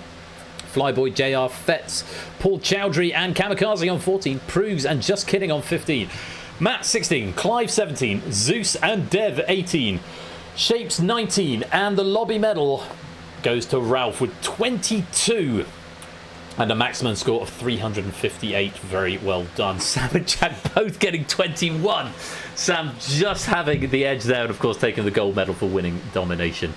Great game and lovely result as well. Congratulations to Sam. Huge thanks to SB the Espion. What a lovely pack that was. What a great pack. Really high quality stuff. Nail biting to watch. I think Jack was definitely feeling the pressure judging by the chat. Really lovely questions. So thank you very much, SB, for your efforts with that. And very many thanks to Cola as well for proofing that. So that concludes Game Night War 1 tonight. We've got another 2 wars to go, or at least 1 war and 1 repercussions for war crime, so the night is still young. Coming up in about 5 minutes time, we are going to be playing DEFCON. It's a self-running half-time game, and it's all about nuclear war, so make sure you do come back for that. It's a lot of fun. Questions have been written by Cola and proofed by Toots, so please do stick around. You've got 5 minutes or so while I'm going to play some adverts, and you got the opportunity to go and stretch your legs and get some drinks, get some more snacks, pop to the loo if you need to, and then DEFCON begins. And then I'll be back in about 20 minutes with our second feature game of the night, which is The Escape Artist, aka Prison for War Crimes, as written by Arun and again proved by Toot. So please do stick around this evening as we have even more quiz at game night coming up. I'm very, very gratified to see we've got 63 viewers at the moment. So if you're joining us for the first time, you're very, very welcome. Thank you very much for joining, and I hope you're enjoying the quiz. And consider joining in with the next game, because if you want to do that, you need the universal controller and you'll need the room code, which will be on screen as DEFCON starts. And that'll be about 5 minutes time, just enough time to go stretch your legs, get another drink, and get comfortable before the next bout of quiz. You've been playing Bidding War. Thank you again to SB for writing and to Cola for proofing. I'll see you in about 20 minutes time for the Escape Artist, and DEFCON will be here in about 5. And of course, congratulations to Samster. You have won the war.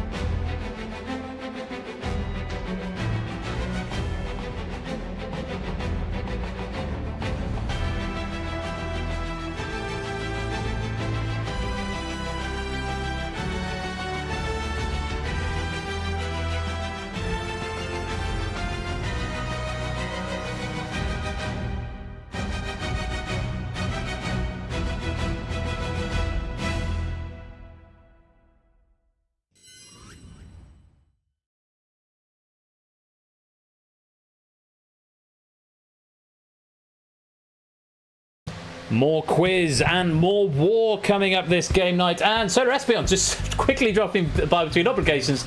I see you found the credits. So, but yeah, we loved it, Espion. It was a really great pack and made for some very, very tense viewing. So thank you very, very much for your efforts. Bonus pennies coming in. Sam 1. GN War 1. That's an I at the end. That's Game Night War 1. Because we have got 3 Game Night World Wars tonight, and Sam won the first. So yes, I'm going to go and find something to snack on. Actually, no, I probably won't because I'm fine. But you should do likewise. Go find some food, go find some drinks, pop to the loo. DEFCON starting in about 4 minutes' time. So yeah, take this opportunity to stretch your legs, and we'll be back with even more quiz this game night very, very soon. Don't touch that dial. We'll be right back.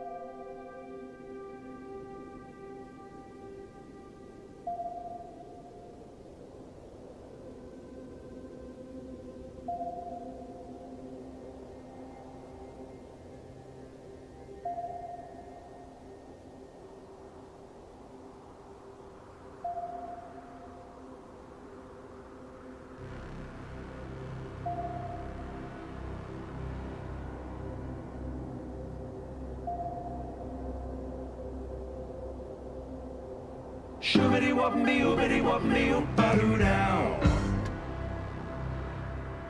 Fingers off buttons.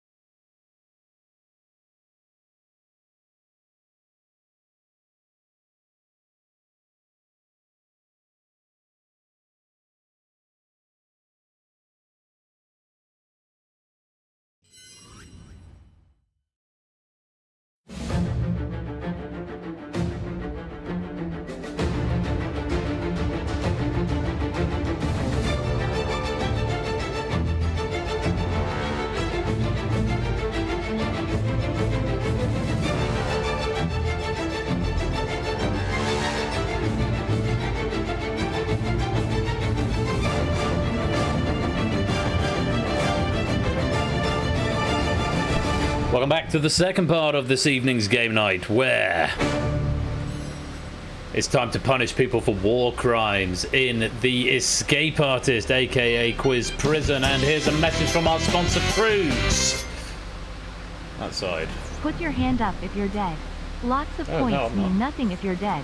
But hey ho, we had fun getting there. Thank you for the 100 bits, Prugs. And yeah, what a game of DEFCON that was. I was just saying, just watching the whole thing. It's the only game I turned the local headset up to like 60. Normally, at the moment, it's set on 25, so it's a bit more ambient. Flipping heck. That was a game. RNG doing a thing.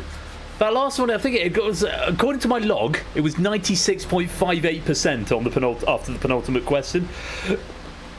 Which is crackers. Absolutely crackers. I think that the lowest it went, the raise to the DEFCON level, was 40% after DEFCON 2 going into DEFCON 3. So, yeah, great game. And congratulations to Sam. Second victory tonight. Is that your first DEFCON medal? I don't think we've had a repeat winner in DEFCON. I might be wrong. Yeah, first DEFCON gold. So, Sam, looking to do the treble tonight. And it's notable that we're going into the Escape Artist, which is a game that rewards high knowledge and fast typing, as well as a little bit of strategy. So we'll see if Sam can do the impossible and do the treble. This pack comes courtesy of Arun Aromatics, has been once again proved by Now Cut That Out. Thank you very much to Cola, incidentally, for that lovely pack of DEFCON. Get to see almost all of the questions there. 30 questions were provided, 26 were seen. Here's a message from our sponsor, Silent Marine. And now the survivors are on trial for war crimes. Or has everyone already been sentenced? No, this is war crimes in The Hague of game night. So we've got 3 wars tonight. So we started with bidding war, we then went to nuclear war in DEFCON, and now we've got trials for war crimes in the Escape Artist. Universal Controller is what you need if you want to come and play the game. Room code is right there, PMSS, and here's a message from our sponsor, Sooty Cat. Go directly to jail. Do not pass go. Do not collect 200 pennies. Thank you for the 100 bits there, Sooty Cat. Much appreciated. All the remaining questions were about the moon. There were a lot of moon questions there. We've got a lot of new people who have joined the stream in the intervening time. Good evening to Maxio, Colin, Oni Pyro, Naked Grandma, Lingo, Benjay, Vertigo, Danger, Fluffy, Not a Cat, and Cola. It's lovely to have you all here. Thank you so much for joining for what is on paper the final game of this evening. I'm having a good time, but I'm almost out of wine. So I've got to bounce up. Also, leave people wanting more. It's the thing, it's 10 past 10, but I did start a bit late. We've got the Escape Artist. This is normally a 40 to 50 minute game. No, I think this is going to be it. I'd love to bring out another game of Apex, but we can wait till next Saturday. Speaking of things on the horizon, what's coming up at game night in the coming days? Well, I can tell you that Thursday this week we've got Cryptex by Poker and Google That by JR. A very serious game followed by a slightly wacky game, so do come along for that. 26th of February. That's right here, Thursday night, twitch.tv/Royal_Flush. If you're just here for the weekend stream, next Saturday we've got Distinction by Lupine, a mid-time game of Crossfire by BC, and then the return of Apex by Clive of Legend. We piloted that on Thursday, well, second pilot after the Christmas Day pilot. Piloted it with the new rules with Shadows questions on Thursday night. Seemed to go down quite well. Looking forward to seeing how that pans out. The following Thursday I've got The Purge by No Writers, so that might turn into something else, yeah. Or someone might say, here's a Purge pack, there you go. Incidentally, if you want to be that person, do come and join the Discord, grab yourself the question writer roll, and you could see your questions right here live at game night. No, Apex has only aired twice. Once was on Thursday and once was on Christmas Day, so you'd be forgiven for having not seen it. Not a cat, but that's going to be here next Saturday. In the intervening time, oh my goodness gracious me, the man himself, the man to whom you have everything to thank for game night being a thing, because he was my inspiration in the first instance.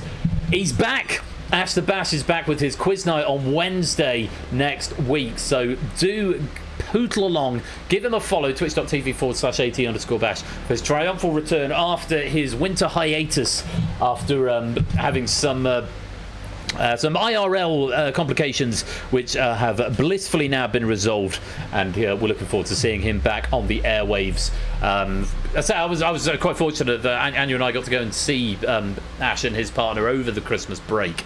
I've seen him and he's doing well, but it'll be great to see him back on the internet. So Wednesday night over on Ash's channel, do go give him a follow. It'll be great to... He is risen. He is risen indeed. Hallelujah. Until I go to church a bit. That's the thing. That's what you say. Right. I can tell you, we've got 37 players in this game. There are 2 more cells. Because I think there's 30... Are there 39? Are there 39 or are there 37 cells? I want to say it's 9 per row, which would make 27, which doesn't make much sense. Are there 13 per row? Maybe there's 13. Yeah, 13 row. 13 columns, rather. So I've got room for 2 more. If anyone wants to come and join, it'd be lovely to have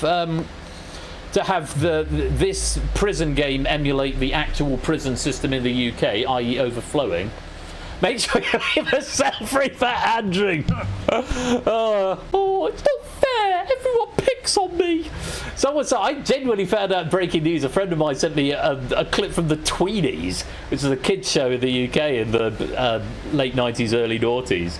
So everyone else was being naughty. Oh, it was very funny. That's what Andrew's going to be like, waking up in Belmarsh. Excuse me.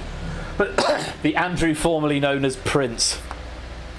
Let's shame. Yes, let's shame him. Shame. He gets shamed. Ding, ding, ding. I haven't got a bell. Anyway, 2 more cells free if you want to come play the Escape Artist tonight. I've done the continuity. This pack, written by Arun Aromatics and proofed by Toot. Sam is looking to do the treble if he can. Last opportunity to come join. I'm going to give you 30 seconds, and then our game will begin. You've got until the end of question 5 of round 1. Put bars around, yeah. Put him in the Tower of London. Earn a bit of money. Can earn a bit of money for the country. Oh, there was a hype trade apparently. Thank you for the 300 bits during that. The King chose to go to London Fashion Week. Just casual. His Majesty. London Fashion Week. All right, last 5 seconds. Come and join the lobby if you want to play the Escape Artist. If not, we will begin this question pack written by Arun Aromatics, proof by Toot. Let's lock you in.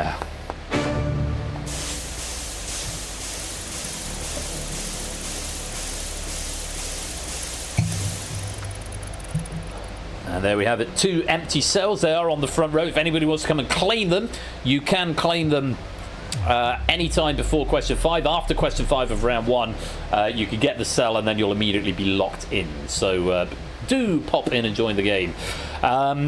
Great. 37 prisoners. Flyboy, Apodo, Sam, Matt, Ben's, 39 prison cells. Yeah, very good. It's a good book. Ben's J, Kegler, CJ, Silver Electron, Free Ruckus, Ralph, AB Me, Zeus, Matt the Ref, Pyro, Ape, Colin, Shadowmane, Vertigo, Maxio, Cola, Topper, Bungle, Natter, Kamikaze, Fetch, Jack, Conrad, Piss, aka Oni, JR Shapes, Clive, Pruse, Nando, Stimpton Zangle, Woollyback, Stilgar, and Fluffy Bunny. You are all in quiz prison on trial for war crimes tonight. Let's see which one of you can escape. Round 1.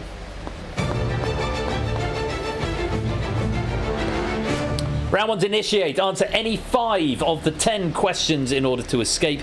The harder the question, the more points it is worth. You cannot answer more than 5 questions correctly. You can attempt to answer more than 5. More on lives in just a moment. But once you've gotten 5 correct, you won't be able to answer any more, but you are safely through to round 2. Answer incorrectly, you lose a life, lose all 3 lives, or fail to answer 5 questions before the end of the round, you will be eliminated. There's no penalties for abstention, so if the first question comes up and you think, that's dead hard, I don't want to even attempt that, you can just ignore it. Likewise, if the first one comes, you think that's too easy, I'm going to get some more points, then you can also leave it out. There's no penalty for abstention. Remember that your points carry forward, so you do want to think about which questions you're answering, but you must get 5 of them. At the end of the round, I'll give you a bonus point for every life that you have got left. So sometimes it's worth a punt if you're not sure, but remember those lives will translate into bonuses if you've still got them at the end. Let's take a look at the order for round 1. 3, 4, 6, 1, 9, 8, 2, 5, 10, 7. Okay, so we're front loading most of the easy questions. Difficult end 10 and 7 for question 9 and question 10. So the hardest question in theory is the penultimate question, and question 10 with 7 points isn't going to be a walk in the park. I suspect there'll be a lot of early escapes. A lot of people probably going to try and leave the game on question 7 or question 8, but I might be wrong. I suspect a high answer rate for the first 4 questions, definitely, so people can get a scale of where they're at. But let's see how you decide. You decide how you want to play, and we'll see how it pans out. I blame the author as well. Wonderful guy, Arun Aromatics. He's our legal counsel, as our soon-to-be nearly lawyer. Give me just 30 seconds because Chrome has signed itself out, which means I can't access the notes. Not that I need them because they are debugged into the operator for me, but just in case I need to refer to them. No, I don't want to go orange. Stay green. Piss off. I've already got a profile. I know it's the same account. I don't care. Right, here we go. Good luck to you all. Fingers on devices. Here is your first question worth 3 points.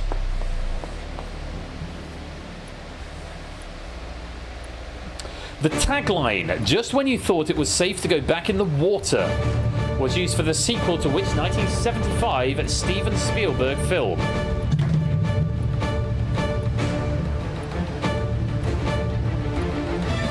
Going to turn you down from 25 to 15 because that was a lot of noise. I'm going to be a bit charitable with these answers here. The correct answer was Jaws. The tagline, just when you thought it was safe to go back in the water, was used for the sequel to Jaws. Jaws 2 was the sequel, but as it's the first question and it's a low score, I'm going to allow that for Kegler and for Maxio Pyro. Not sure why that hasn't gone through, but it is the correct answer. It's a sea of green. We did have all 37 of you answer and all of you getting 3 points. Well played. Let's let you back up.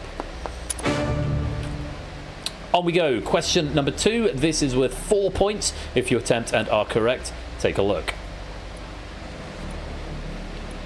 In which capital city was the prison known as the Bastille destroyed in 1789?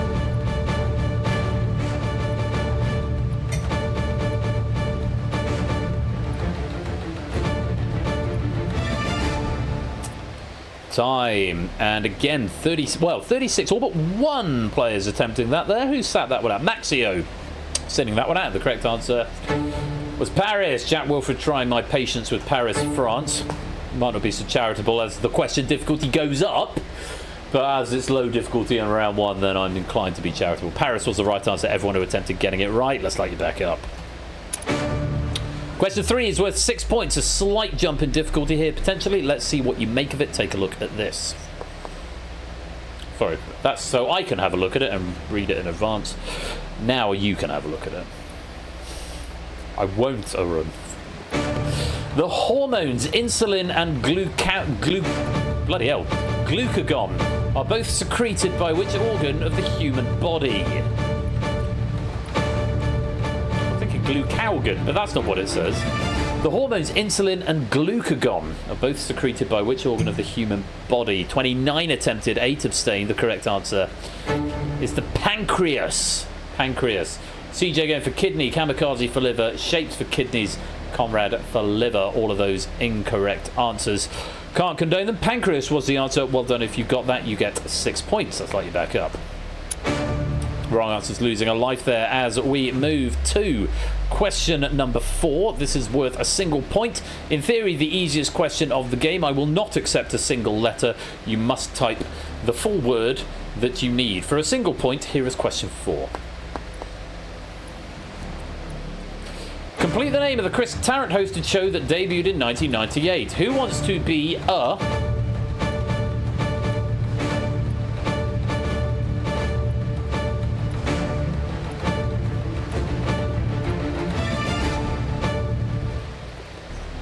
Time. 18 attempted that. 19 abstaining. Obviously waiting for more valuable questions. The correct answer was, of course, millionaire. Who wants to be a millionaire? Nice to see Bungle attempting this question. Bungle is another colleague of mine. Welcome, Bungle, by the way. Lovely to have you. Thank you for coming in. I genuinely appreciate it. Fuck off, you've never heard of it. There you go. There's the one F-bomb for the stream, Ben. You've generated my one F-bomb for the stream. Fuck off if you've never heard of it. What is Ben like at work? Don't answer that. You don't have to answer anything, Bungle. Why aren't you playing, Graham? Come join the game. You could have got that one. You'd have known that one. Millionaire was the answer. 18 correct and 18 playing, 18 correct. I'll slightly back up.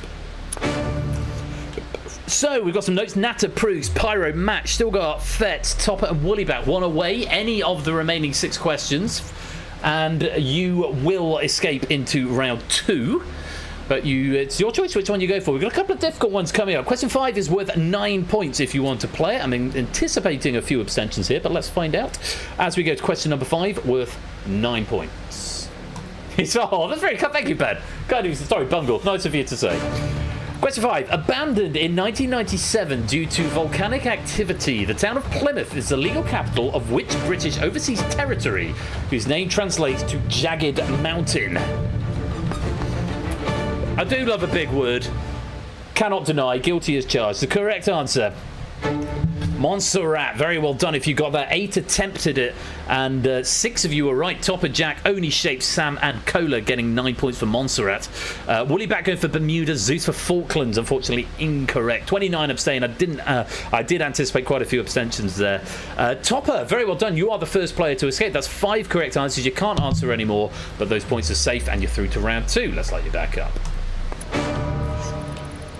Points on the door as you escape. 3 plus 4 plus 6 plus 1 plus 9 gives you 23 points. I worked that out before I looked at the number. I'm very proud of myself. Natter, Proogs, Pyro, Matt the Ref, Stilgar, Fetz, Jack, Oni, Sam, Cola and Woollyback. You are 1 away. Your doors are blue. Any one of the remaining 5 questions and you will escape to the next round. Question 6 is worth 8 points if you want to have a go. May have a data error here. I have got a data error here because I've got an empty cell. I'm looking at the spreadsheet. There's an empty cell, and my answer is showing as empty.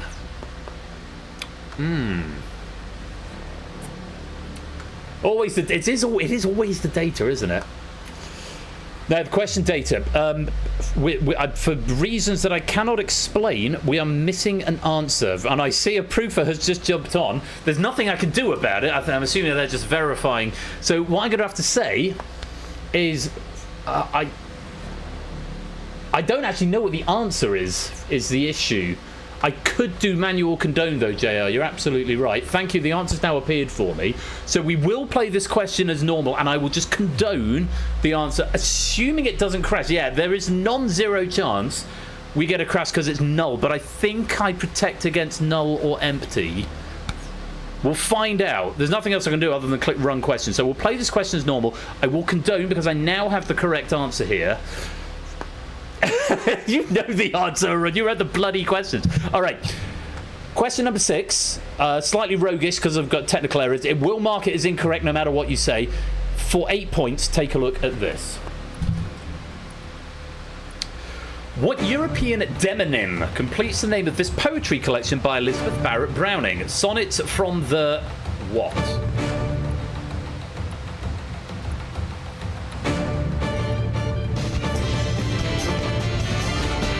This is from our sponsor, Sooty Cat. Get a lawyer in here. Thank you for the 100 bits there, Sooty Cat. A couple of people writing null as the answer. 8 did attempt it, 29 abstained. The correct answer is going to show as blank. Or at least it didn't crash. The answer is actually Portuguese. Sonnets from the Portuguese. And Sam, who said Portuguese, as did Bungle. Very well done. It's auto-condoned you. And Zeus, who said Portuguese but actually spelt it correctly, does get some points as well. Wrong answers there. Hague, Spanish, Dutch, Finns and null. All of those incorrect. I'm afraid you're going to lose a life. Samster, Bungle and Zeus getting the correct answer, Portuguese. Let's light you back up. And Sam, you are the second player to escape. Let's put your points on the doors. 30 points. That is the new high score. There are 4 questions left in this round. Natter, Proust, Pyro, Matt the Ref, Stilgar, Fetz, Jack, Oni, Bungle, Cola, Zeus and Woollyback. You are 1 away. Any of the 4 remaining questions and you are through to the next round. A couple of easier ones coming up, 2 and 5, before the harder ones, 10 and 7. Let's see what happens as we go to question number 7 for 2 points. Take a look at this. The 2 universities that compete in the annual university boat race are Oxford and which other?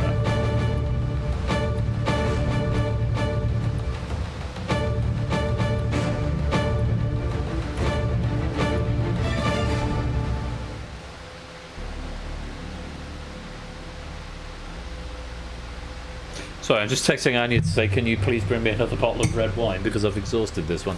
The two universities that compete in the annual university boat race are Oxford and which other? 27 players attempted this. 10 abstained. The correct answer was Cambridge. The two wrong answers from Maxio and Kegler were Yale and Harvard, which I can't condone.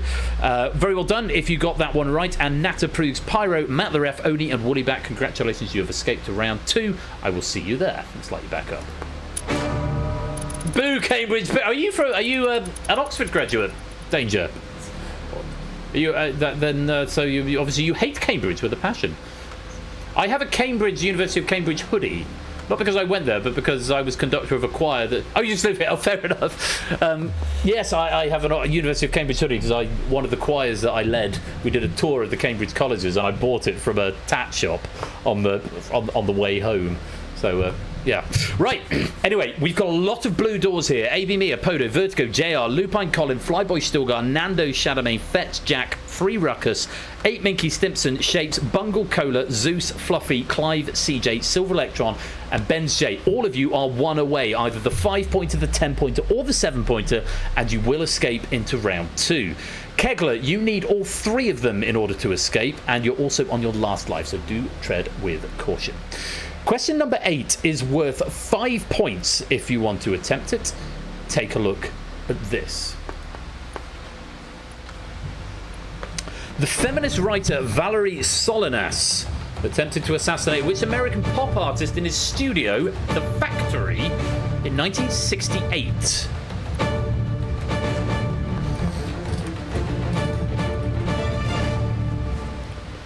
(20 attempted, 17 abstained. The correct answer. Andy Warhol is what we wanted. Wrong answers include Jackson Pollock, Sinatra, Elvis, and Matisse, none of whom, as far as I'm aware, were pop artists.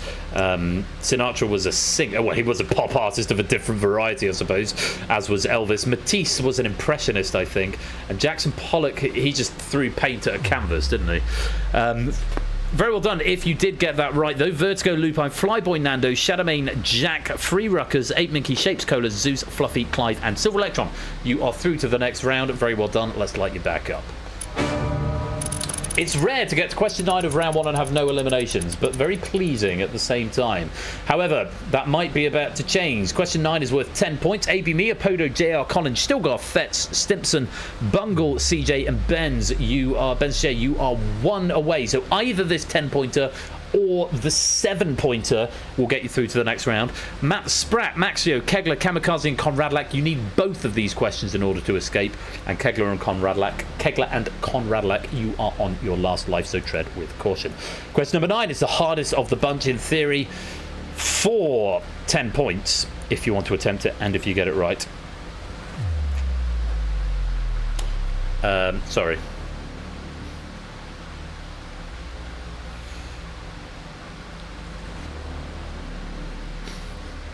I thought you took it with you to the office. I finished it. Good luck to you all. Here was question number 9 for 10 points. Take a look. The Sergio Leone Western, A Fistful of Dollars, has been claimed to be an unofficial remake of which Akira Kurosawa film with a single-word title? With a single-word title.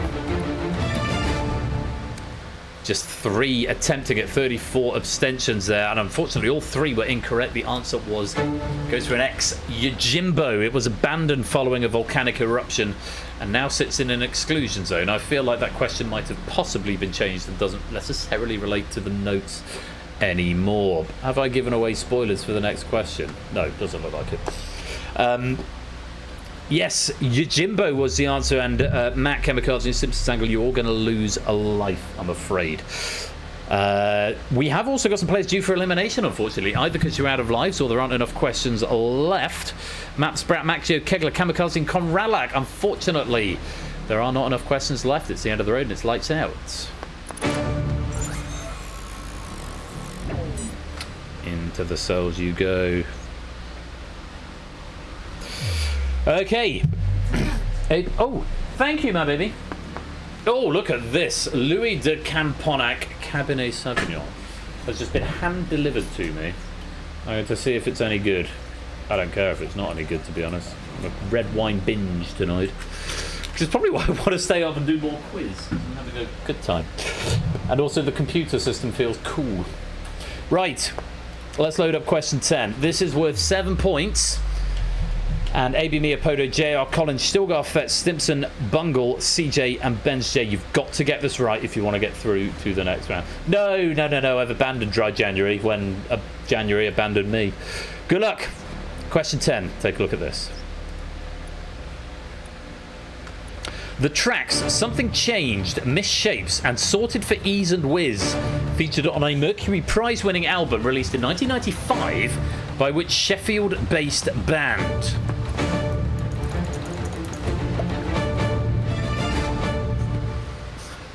As this came up, I thought, Bungle's going to know the answer to this. I know he's going to know this one. And believe it or not, he absolutely did. The correct answer was Pulp. The album is Different Class, which won in 1996. Keen, White Stripes, wrong answer. The Killers and Busted were all incorrect answers. So Bungle, very well done. They're a great band.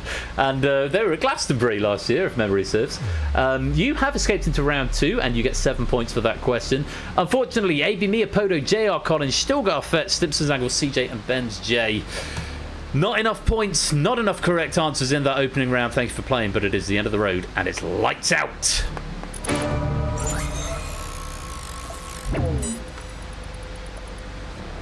Bungle finishing the round with 23 points, though, and at the end of round 1, 23 players escaped. Ooh, that's quite nice.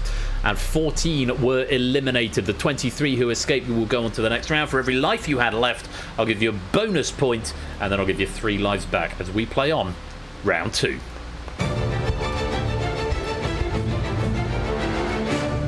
I would agree with you, Bungle. Definitely would. Round 2 is sustain. Reach the target value in order to escape. The target is going to be set by the highest score plus 15. That is the highest score from the previous round plus any bonuses plus 15. With every question now worth 5 points, it means even the highest scorer has to get at least 3 in order to escape. So the better you did in round 1, the less work you have to do now. Get it wrong, you lose one of your 3 lives. I've given you 3 lives back. Lose all 3, or fail to hit that target before the end of the round. You will be eliminated. If it becomes mathematically impossible for you to hit that target, you will also be eliminated. As before, no penalties for abstention. Unlike in round 1, once you've hit that target, you may continue answering. That will increase your score. That will be useful as we go into round 3. But bear in mind, if you run out of lives, even if you've escaped, you can still be eliminated. The end of the round, I'll give you a bonus 2 points for every life that you've got left. However, you've got to hit the target before your bonuses are applied. So if the target is 50 and you finish on 49 with 3 lives, it doesn't matter. You've got to get to the target before the bonuses are applied. So the target is 48, 33 the high score. That's set by Sam on the top row by the looks of things. So Sam needs 3 to get through. Cola's going to need 4, as is Jack, as is Zeus, on 30, 30 and 28 respectively. Apologies if I've missed you. I don't debug this, so I'm just scanning the broadcast graphics. Right. 48 is the target. That's what you're chasing. 5 points per question. Best of luck. Here is the first. The herb, known in North America as cilantro, is known by what name in the United Kingdom?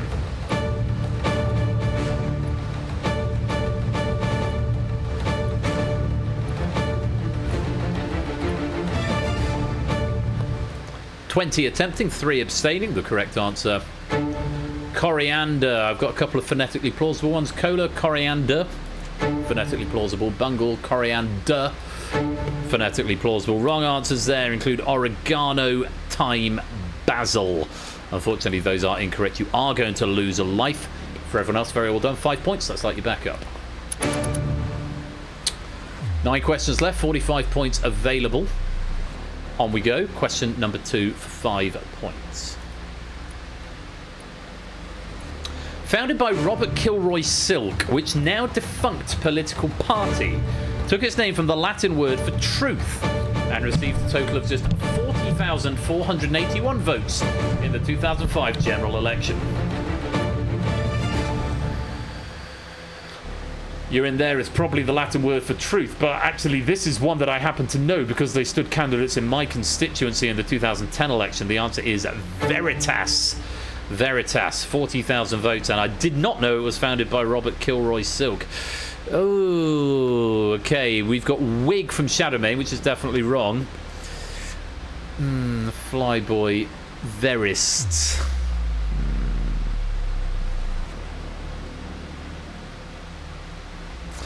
The A and the S are quite close to each other. I'll come back to that. Silver Electron, Verity. I don't think I can allow that. It's whether or not I believe this was a typo. I don't think it was.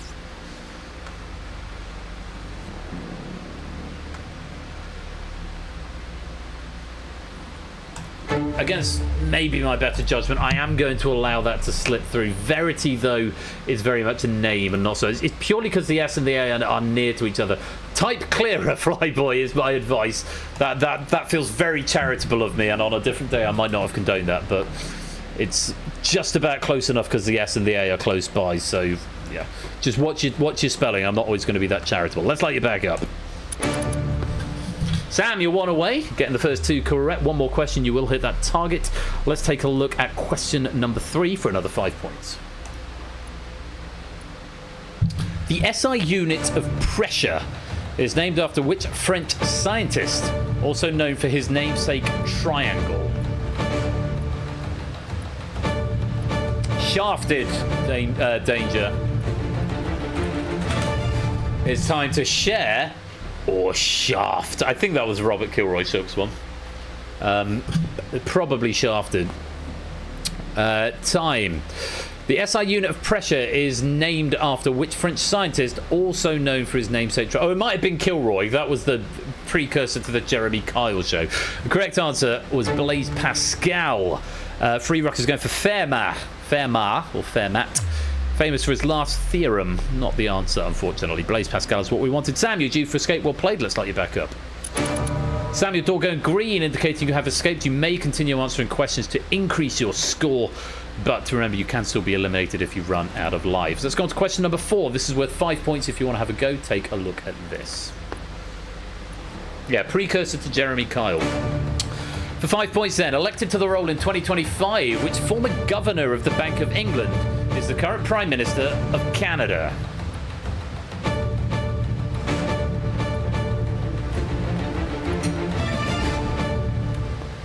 "17 attempting," the correct answer. Mark Carney. Matt going for Mark Jones, not the one. Clive going for Barnier. Think of Michel Barnier. I think it was president of the European Commission during the Brexit nonsense. Not the answer. Mark Carney is what we wanted. Cola, you are due for escape. Your door's going to go green. Let's light you back up. Some different coloured doors. Nando, Jack, Shapes, and Zeus. Your doors are lighter blue because you are one away from escaping. Matt and Shadowmane, you require all in order to escape. So your doors have gone orange. And Matt the Ref, you're also on your last life. Tread with caution. Question number 5 for another 5 points. Take a look at this. In which sports is the British Paralympian Alfie Hewitt a famous name?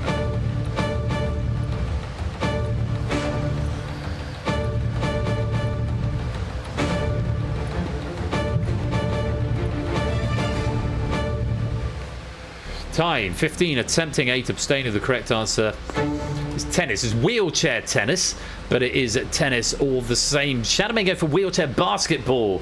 Unfortunately, I can't condone that, even though one of the words was correct. Archery, long jump, athletics, swimming, bobsled, and bi among the other wrong answers. It does mean that Shapes and Zeus, you have both escaped into the next round. Very well done. We will see you there if you can keep your points. Unfortunately for Matt the Ref and Shadowmane, it's a wrong answer at the wrong time. Thank you very much for playing, but it's the end of the road and it's lights out.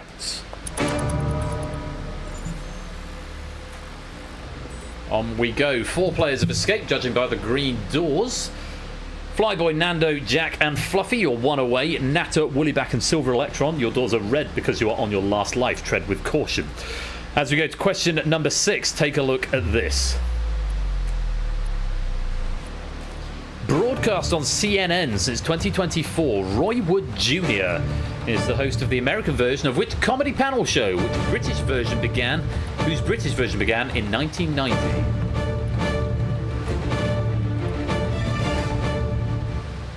A lot of good panel shows coming in. 17 attempting it. The correct answer was Have I Got News For You? Wrong answers there include Would I Lie To You? Whose Line Is It Anyway? QI.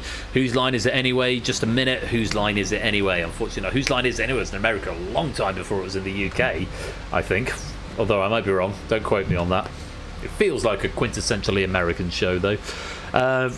Nando, Jack, very well done. You've hit the target. You have escaped into round 3 if you can keep at least one life.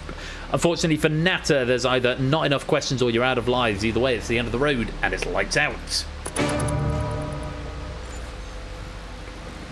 Vertigo, Lupine, Flyboy, Topper and Fluffy, you are now 1 away with the blue door. Silver Electron, you require all remaining questions with the orange door. Free Ruckus, only Woollyback, and also Silver Electron, you're on your last life, so tread with caution with that red door as we play on to question number 7 for another 5 points. Take a look at this. The English singer Lola Young is the great niece of which children's author? Best known for books featuring illustrations by Axel Scheffler.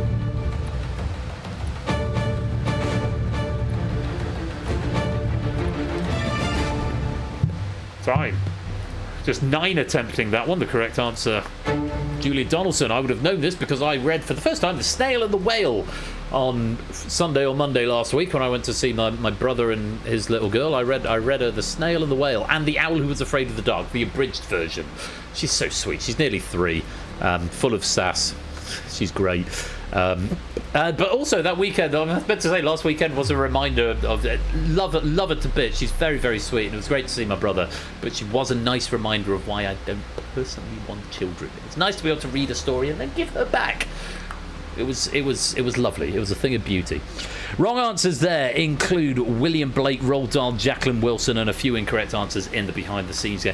Shadowmaid in the behind the scenes, the one who wrote the Gruffalo. I'm inclined to let you have that. I'm just feeling quite charitable there, Shadowmaid. But she was the one who wrote the Gruffalo and also The Snail and the Whale. Julia Donaldson is what you wanted. Vertigo, Lupine, and Fluffy, you have all escaped into the next round as long as you can keep at least one life. Well played.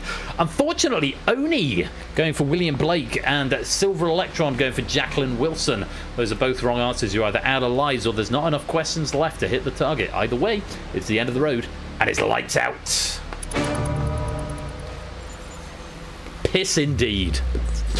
Right, Flyboy and Topper, you need one more question out of the remaining 3. Pyro, Free Ruckus, Bungle and Woollyback, you need all 3 of the remaining questions. Free Ruckus, Woollyback and Clive, you're on your last life, so do tread with caution. As we go to question number 8 for another 5 points, take a look at this. Based in Lithuania, which online marketplace where users primarily buy and sell fashion items states on its website that it is on a mission to make second-hand first choice?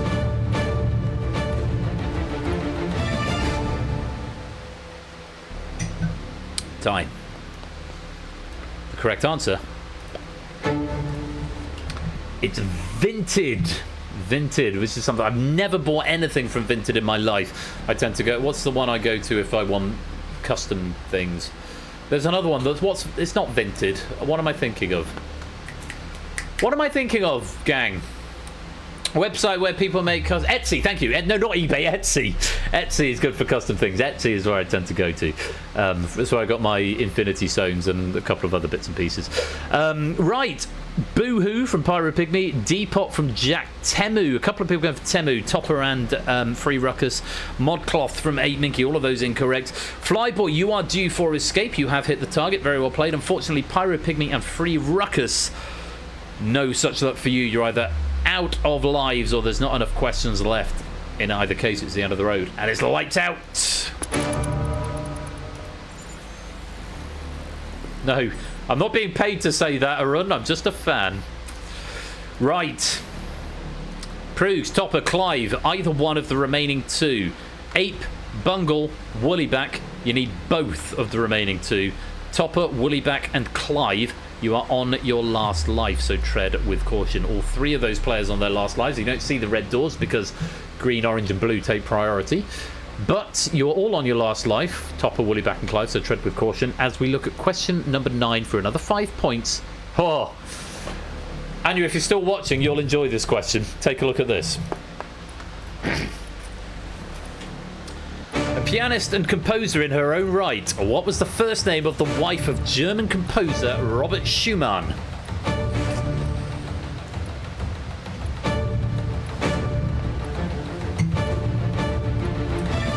I'll take a photo before my phone dies of the operator.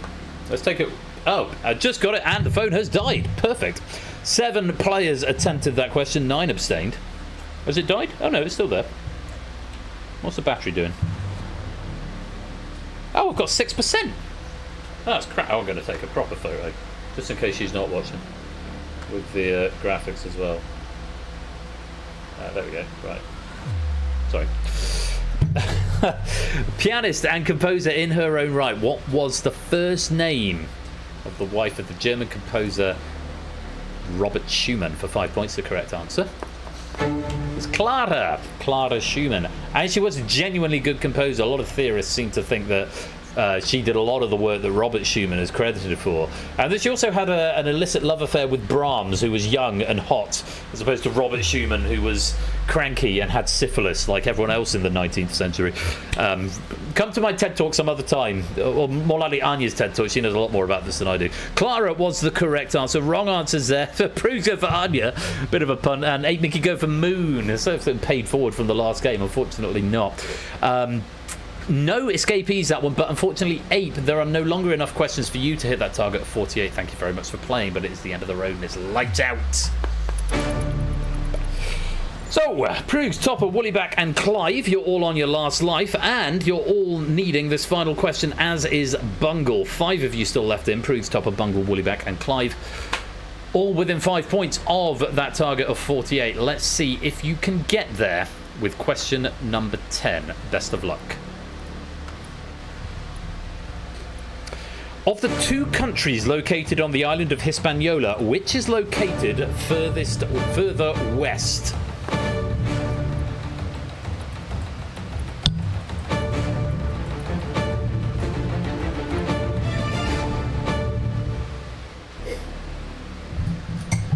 I see Bungle's answer come in 0.44 seconds after the cutoff. It's not the right one. I think you probably knew that. The correct answer, all 10 attempting, unsurprisingly, it's Haiti. The other one's the Dominican Republic. Oh, could have had such joy there, Bungle. What a shame. What a shame. Wales was not the correct answer. Flyboy also attempting Dominican Republic, which was the other one over there. Not going to fly, unfortunately. You bingled it. You did indeed. Haiti was the answer. And Proogs, Topper, Woollyback and Clive, you have all escaped into the final round. Very well played. But for Bungle, a moment's silence for our friend Bungle.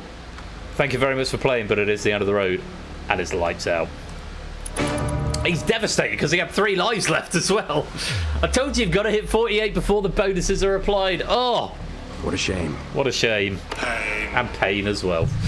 So, come the end of the round, 14 players escaped and 9 were eliminated. And going into our final, we have Flyboy, Sam, Ralph, Zeus, Jack, Topper, Cola, Vertigo, Shapes, Clive, Proogs, Nando, Woollyback and Fluffy Bunes. 10 more questions this game night. Let's see who is going to emerge as the champion. Round 3. Round 3 is survive, and in this round you must outlast all other players. Yes, a moment's silence and keeps talking. That's very funny. That's just not. That's what Emily does in Crossfire, isn't it? It's a moment's silence for our fallen comrade X. Thank you for the respectful moment of silence. It's that Blackadder joke. Baldrick, well done. Brilliant work. As a reward, take a short holiday. Did you enjoy it? It's very funny. Anyway, first player to answer correctly restarts the clock and sets a drain running on all remaining players. Stop the drain by answering the question correctly. If nobody answers the question correctly in 15 seconds, all players will lose the maximum for the question, which starts at 15. It starts at 7 and goes up as the round goes on. Lives have been replaced with refires. These allow you to attempt the question more than once. So if you've got it down to a choice of 2, you can attempt the question twice. which might give you a chance to stop your clock. Once they're exhausted, though, only your first answer will be accepted. Worth bearing in mind, you can attempt every question once for free, so there's no harm in having a guess, even if you've got no idea. If you exhaust your points, you're eliminated from the game, and when only one player remains, they are declared the escape artist. So, starting with 1 point every 2 seconds, up to a maximum of 7 points. Sam has the lead with 77. Shapes has 76. Zeus is in third with 74. Though Fluffy is also in contention at the top with 73. And this is the game where when you answer quickly, particularly on these early questions, your scores can stay pretty much where they are as long as you know the answer. Not a huge disparity. Woollyback's in 14th place with 50. Only 27 between the top and the bottom. All that takes is 2 questions when it's on maximum drain, and it could turn around very, very fast. Best of luck to you all. Let's take a look at question number 1. The River Danube flows through Bratislava, Belgrade, Budapest, and which other European capital city? Shapes starting the clock. Zeus and Clive also correct. Flyboy now there.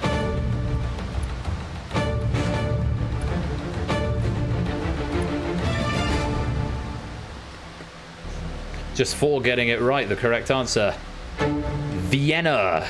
Wrong answers include Prague, Vaduz, Berlin, Bucharest, Prague, Vienna. Vienna was right. Bucharest and Berlin. All of those incorrect. Very well done. Shapes the first to answer there and preserve their score. Let's light you back up.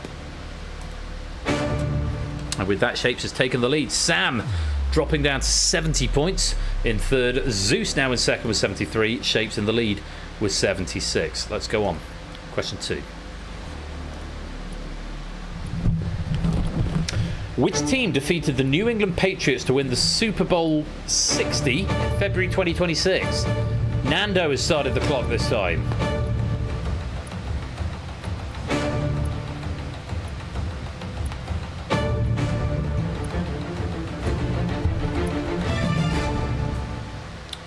"12 attempted, 2 abstained altogether, and 1, 2, 3, 4, 5, 6, 7 got it right. The correct answer. The Seattle Seahawks, Red Sox, Kansas City Chiefs, Los Angeles Chiefs, all amongst the wrong answers. Unfortunately, they are not going to fly. Very well done. Flyboy, Lupine, Zeus, Clive, Shapes, Fluffy, and Nando, who started the clock for getting Seattle Seahawks. Let's let you back up. Shapes still with the lead, 76. Zeus still in second with 72. Fluffy now creeping into third with 66. Sam dropping into fourth with 63. As we go to question number 3, take a look at this. The stand-up comedians Michael Legg and Vittorio Angeloni were both born in which country of the UK? No one's there yet. Lupine's got there.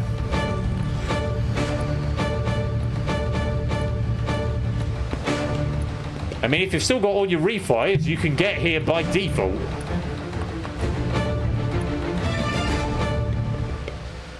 "14 answered, no one abstained, but not everybody got it right. The correct answer was Northern Ireland. Lupine was the first to get there. There were a lot of wrong answers at the beginning. Scotland. Top again for Italy, famously part of the UK. Scotland, Wales, then Lupine the first to go for Northern Ireland. Sam going Scotland, Jack England, then Vertigo and Zeus stopping their clocks. Prue's going for N Island, which didn't cut through, so I am going to condone that and give you some points back. If I remember how to do this. N Island marked incorrect. There you go. So give you 6 points back there, Prues, I think, because you were down to 30, and one of your refires because it looked like you used one there. Northern Ireland is the, or N Island, I will accept. Just checking no one else had anything that snuck through the spell check. Doesn't look like it. Let's light you back up. Top has annexed Italy. Pass it on. He has indeed. Oh, what a public menace. Right, Zeus now with the lead with 72. Shape slips into second with very nice 69. Fluffy in third with 59. Woolly back down at the bottom with 29. 30 points away, but we've just increased the drain rate to 1 point every second, up to a maximum of 15. Let's see what you make of question number 4. Take a look at this. The characters Heathcliff and Catherine Earnshaw appear in an 1847 novel by an author with what first name? Shapes starting the clock here.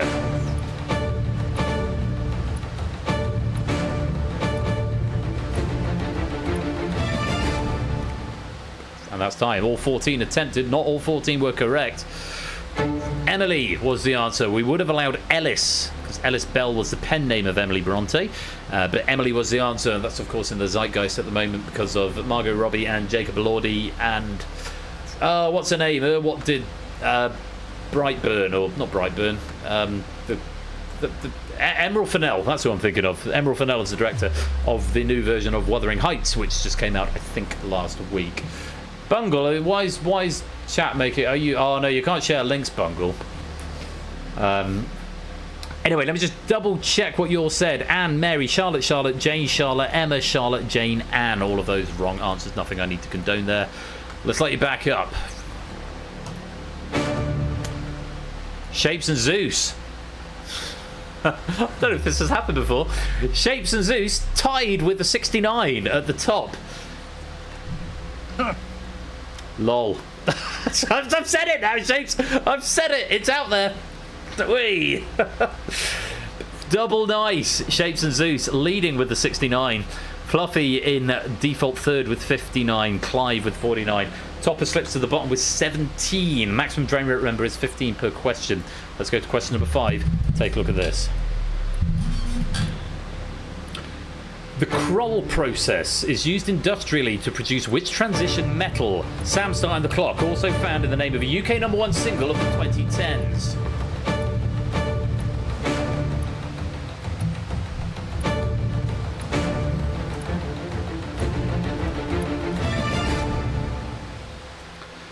David Guetta featuring Sia. Titanium was the answer. Cobalt, copper, platinum, and steel amongst the wrong answers. Shapes did start. Shapes got the first answer in 3.41 seconds for steel, getting it on the refire with titanium. This was the correct answer. Nothing I need to condone there. Let's light you back up. Shapes and Zeus still in lockstep at the top of the table with 65 apiece. Fluffy in default third with 54. Sam now slipping into fourth with 47. Flyboy, Jack, Topper, and Woollyback, you are in peril. You have 15 or fewer points remaining, which means if you get this question wrong, you will be eliminated. Let's take a look at question number 6. The characters Sophie Chapman, Harriet Schulenberg, and D.S. Ellie Miller have all been played in British TV shows by which Best Oscar-winning actress?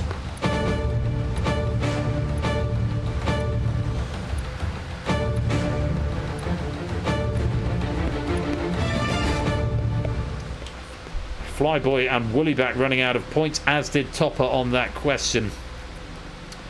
Correct answer. Olivia Colman in Peep Show, Green Wing, and Broadchurch, respectively. Cards on the table, I'd have only got that from DSLE Miller, which is shameful considering the OQL quiz team I play on is called Trivia Coleman, in honour of Olivia Colman. A bye from Topper and then out of points. A Mirren from Cola, a Mirren from Fluffy Bunny. Zeus going for Broadchurch, which was one of the shows, but not the actress. Mirren from Lupine, Woollyback running out of points, Street from Flyboy, and Flyboy then out of points. 13 attempted, 1 abstained. Does mean for Flyboy, Topper, and Woollyback, you're out of points and out of the game. Thank you very much for playing, but it's the end of the road and it's lights out. Shapes now has a clear lead with 59. Having didn't start the previous question. Sam started the previous question. Zeus in second with 55. Sam creeping back up to third with 47. Jack and Cola in peril with 15 or fewer points. Let's go to question number 7. Take a look at this. The Sepoy Mutiny of 1857 occurred in which present-day country? Proogs has started the clock.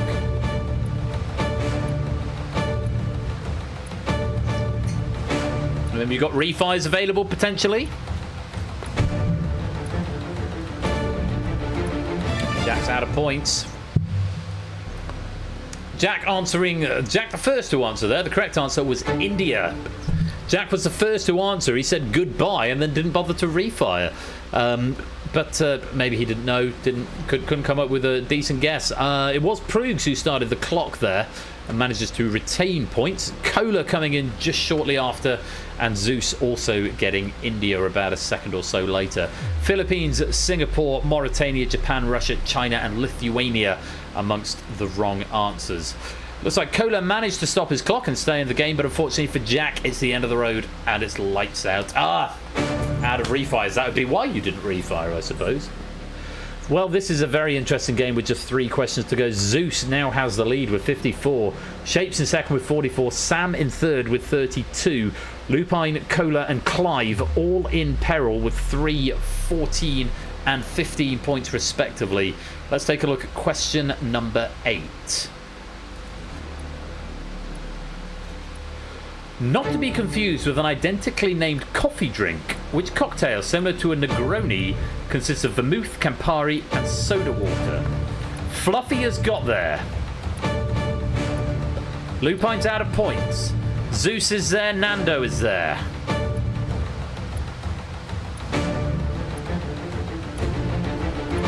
Cola's out of points, Clive is out of points. 2 fully abstained on that one, 8 attempted it.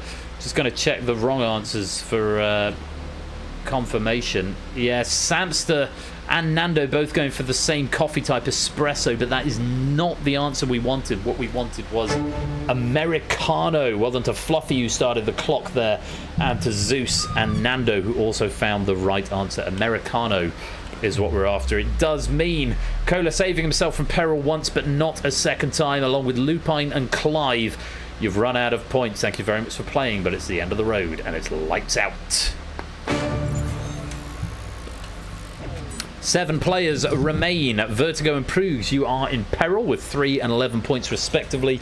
Zeus has the lead with 49. Shapes in second with 29. Fluffy in third with 24. Question number 9. We go to 1 point every second after the first player to get it right. Take a look at this. In the names of the 6 flavours of quarks were written alphabetically. Which would come first? Nando starts the clock. Zeus isn't far behind. Shapes, Proogs and Sam are wrong. Fluffy's got there now. Vertigo's out of points. Shapes gets there on a refire. Proogs gets there on a refire.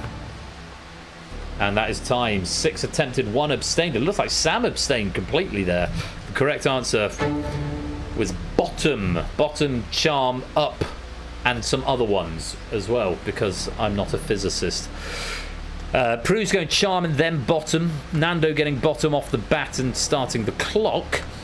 Samster going charm and not refiring. Shapes going down and then bottom bracket, but it did get condoned, so that's fine. Zeus going bottom, Fluffy going bottom. Vertigo. It was Vertigo who didn't offer an answer. Forgive me, Sam. I said Sam didn't offer an answer, but he did. It was just wrong and he didn't refire. Vertigo did not offer an answer and ran out of points. Thank you very much for playing, but it's the end of the road and it's lights out.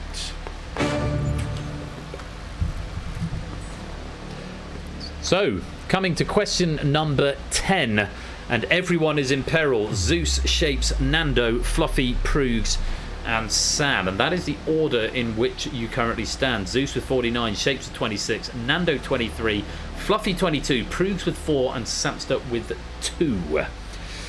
For question 10, as you, I'm sure, are all familiar with, but for those who haven't seen this game before, there is no limit on the drain. It's 1 point every half a second, and after someone has got it right, we will keep draining your points until you either run out or you get it right. That is the only way to stop the clock on this question. Therefore, it is a slightly more puzzly question, so take some time to think. It's one of those ones where refires can be very, very useful. If Zeus is the first to answer this question, and he has got a 23-point advantage, which is about 11.5 seconds on the drain rate, then Zeus will win the game. If Shapes or someone other than Zeus or Shapes answers the question first, Zeus, you'll have about 11.5 seconds to get the correct answer if you still want to win. 6 players facing question 30. Not many players get to see question 30 of the Escape Artist. Read it carefully. Good luck. Here is question number 10. What 3 letters complete this sequence? Nevada's most popular city, the female singer-songwriter of Solitude Standing, blank, 8th of May 1945. Clock's on for everyone. Sam is out of points. Proves is out of points. No one's got there yet. If you've got points, you can still think about this. Fluffy, Nando, and Shapes are out of points. All eyes on Zeus. What 3 letters? 5 seconds.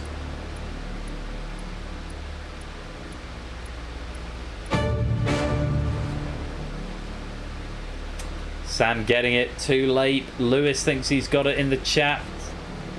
I'll throw it open to chat. Anyone think they've got this? Yeah, Lewis is all over it. VEG. Message from our sponsor, Sooty Cat. Congratulations to Takeshi Kitano. Indeed so. Thank you for the 100 bits. VEG. We had Las Vegas, Suzanne Vega, Veg, and then VE Day. Based on the logic of that sequence, the only 3 letters that would have fit, and you were looking for 3 letters, were VEG. Wrong answers: LIV, Lace, D-Day, Love, Lass. Shapes getting pretty close with Lass, but unfortunately not getting to the answer. And it does mean Son of Freddy Connect. I take no responsibility for the writer's prerogative. It is supposed to be a puzzly question at the end. That is a design of the game. Unfortunately for all 6 of you, you got to see all 30 questions, but I'm afraid you're out of points. It's the end of the game, and it's lights out. We started with 37. We have finished with 0 because, for the second, I think, time in a row on the Escape Artist, no one escapes. No one escaped. Past tense. I suppose that's appropriate for stream all given over to war. You war criminals, you. We had bidding war, we had nuclear war, and then everyone is locked up for war crimes. Yeah. But all of that having been said, can I extend huge thanks to Arun Aromatics for what was a genuinely lovely set of questions. I really enjoyed those. I found myself thinking, I know this one. I wish I was playing this game. I'd have known the answer to that one. Great, really, really lovely stuff, Arun. As always, very, very grateful to you. And big thanks to Toot for proofing. Who's going to be laughing at it because Toot has won a lot of Escape Artists. The one he sits out and no one escapes. I was like, oh, Toot wasn't here. Toot is forever winning the Escape Artist, but not here tonight. But alas, that is the name of the game. Let's take a look at the final leaderboard before we wrap. Total number of questions correct. Those will translate into pennies. Should be showing on your devices now. Zeus with 22, Shapes with 20, Nando and Fluffy with 19, Prug 17, Clive 17, and Sam 16, and so on. Very well done. If you did get some pennies out of tonight, and I hope you've had fun with the Escape Artist, such as it is. Where's Bungle? Where is Bungle? There he is. No, not bad. Oh, hello. Bloody hell. Sooty Cat with the sub bomb. We get to hear the extended red herring theme, which we don't hear very often. There you are, Bungle. Even though it fits with risky business. You ever think that? Risky business, risky business, risky business. Yeah. Oh, hello, look who it is. Jones Dad 596, welcome to the stream. Azus, welcome to the stream as well. How you doing, Dad Jones? Here's a message from our sponsor, Fluffy Bunny. And one more. And one more. So you're trying to get me to play more. My phone has died, so I don't even know what time it is. Who let the scum in? Yeah, what are you doing here, Dad? No, genuinely, there's a load of my colleagues have come out tonight. Bungle and PC to Computers and Joe's dad have all come in from, they're all colleagues of mine from work. Lovely to see you guys. Thank you very much for popping by. Come every week. Every Thursday, every Saturday. You're not doing anything. Please do come, because we've got great audience numbers tonight, and it's lovely to see you. Come do some quiz. This is what quiz is supposed to be about. It's supposed to be fun. No, you don't get paid. No. I might pay Graham, because Graham's actually done some debugging for me tonight. Hardware debugging. Here's a message from our sponsor, Silent Breed. Is this your Hoyle Day party? This is not my holiday party. No, I only had a day and a half off. And the weekend. But thank you for the 100 bits, Silent Breed. Right, I'm going to roll the credits. We're going to finish with the lottery, as we always do. We didn't get a Thunderball on Thursday because the PC wigged out, but hopefully the temperatures look solid tonight, even though the GPU's been at 100% since, 8 o'clock tonight. There are no Only Connect questions, I promise you, Dan. No Only Connect questions. Come and join the lottery. It's fun. It's really easy. You just join with the room code and then pick random all. You'll have fun with it. Unfortunately, there are no winners on the Escape Artist tonight. That is the way the game goes. But, once again, very many thanks to Arun for the question pack, to Toot for proofing, and sadly, for everybody here, you all get to stay in prison because tonight, no one escapes. See you for the lottery in just a minute.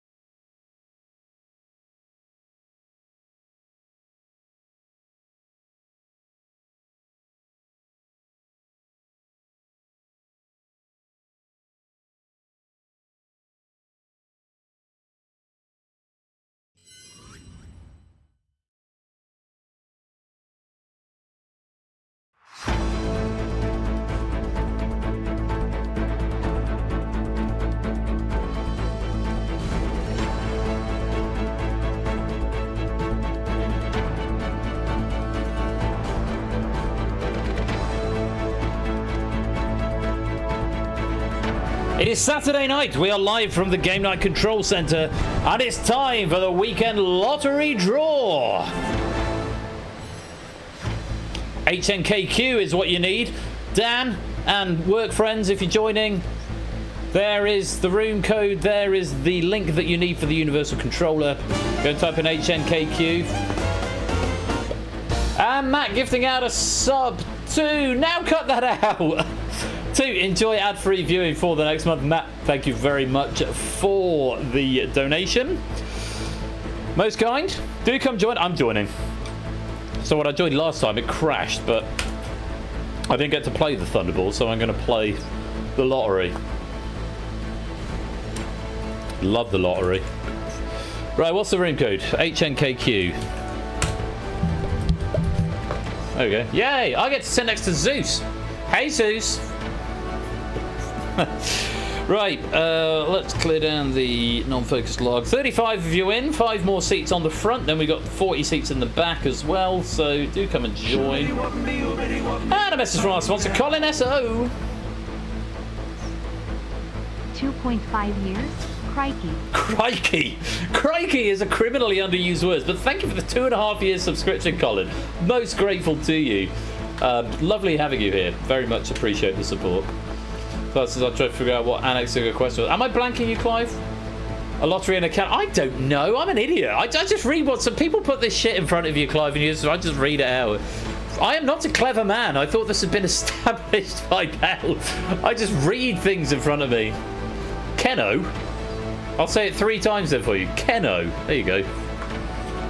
Is it Keno or Kano? I don't even know. Right, once more around the loop, I think. Oh, shit, I've got to press the buttons. Let's go manually for the first one because we want the lost numbers. 4, 8, 15, 16, 23, 42. Now push execute. Lucky dip for all. Message from our sponsor, Lupine 1. Kino? Oh, is it Kino? Well, I didn't know that. Thank you for the 100 bits there, Lupine. Bring on the balls. They're coming. The balls are coming, Bungle. Don't you worry your head about it. The balls are coming. No. No. No. All of you, I simply will not have it. I just read what's in front of me from Arden Fetcher's a raid message. Last chance to get some raid message suggestions in, incidentally. Yeah, I know Kano's Mortal Kombat. I know that. I wrote the Mortal Kombat module for Keep Talking and Nobody Explodes. Message from our sponsor, Jack Wilfred. Sending 100 bits, so you don't forget to fix ties being broken by whoever's first alphabetically. That is not a thing, Jack Wilfred. Thank you for the 100 bits and the love. That is not a thing. That is not how it works on ties. It is just, it just doesn't debug the exact time. Maybe I need to debug the time to a greater degree. The National Lottery is stored in the balls from 8 Minky. Right, we got 38 of you in. Dan Jones has joined the lobby. You know it makes sense, Dan Jones. Good man. Right, Graham, are you in? Are you in, Graham? That's on my log. No, you're not. Shame on you. Shame. You could get some pennies. Oh, 2 seconds. All right, all right. First and last name. No, yeah, you're right. So Graham doesn't mind me doxing him on the internet to 50 strangers. There you go. Oh no, I thought you were in them. Can't figure out how to join. Yeah, he's good with PC hardware. When it comes to software, not so much. Typing in 4 letters is really hard work. I've met a lot of you. I met you, Proogs. I met you at least 3 times, if not 4. Is he working on it? Come on, Graham. Sort your life out. Yeah, incidentally, for anyone who's interested, you're talking to a lot of the crew of game shows that you might be big fans of. Dan, why don't you tell everyone about your favourite show that you've operated more than once and you regularly put together the hardware for? Dan, because I know you'd love to tell all the ladies and gentlemen. It's a fun fact that Dan is here. It's his favourite show. He's talking to at least 3 former champions of that game. You're an actual celebrity right now, Dan. No, the other one. The other one, your actual favourite. Come on, Dan. Hey, Graham's got in and he takes up C40. We've got a full front of house. Oh, I'm not going to play this game with you, Dan. You're being silly. You're playing silly buggers. So Dan is the operator for Only Connect, or has been in the past, and he regularly puts it together. Oh, only taking a seat in the back behind the camera, so we're not going to get to see him. 41. You can type. Very, very clever. Anyway, I've let this go long enough. I said one more loop of the lobby, and this is now nearly the 3rd. So I think it's time to get on with the lottery draw. There are 41 of you here. To one of the Let's find out what happens. Let's start the machine. Oh, we got a hype chest. How exciting. So tonight we are using Excalibur and set of balls number 4. Here is what you could potentially win from your 10 free lottery tickets. Match the bonus ball and nothing else, you get 100 pennies. Match 6 numbers from the main draw, you get 250,000 pennies. Odds are astronomical, but hey, stranger things have happened. And you've all got 10 lines, so let's find out what happens. Let's release those big money balls.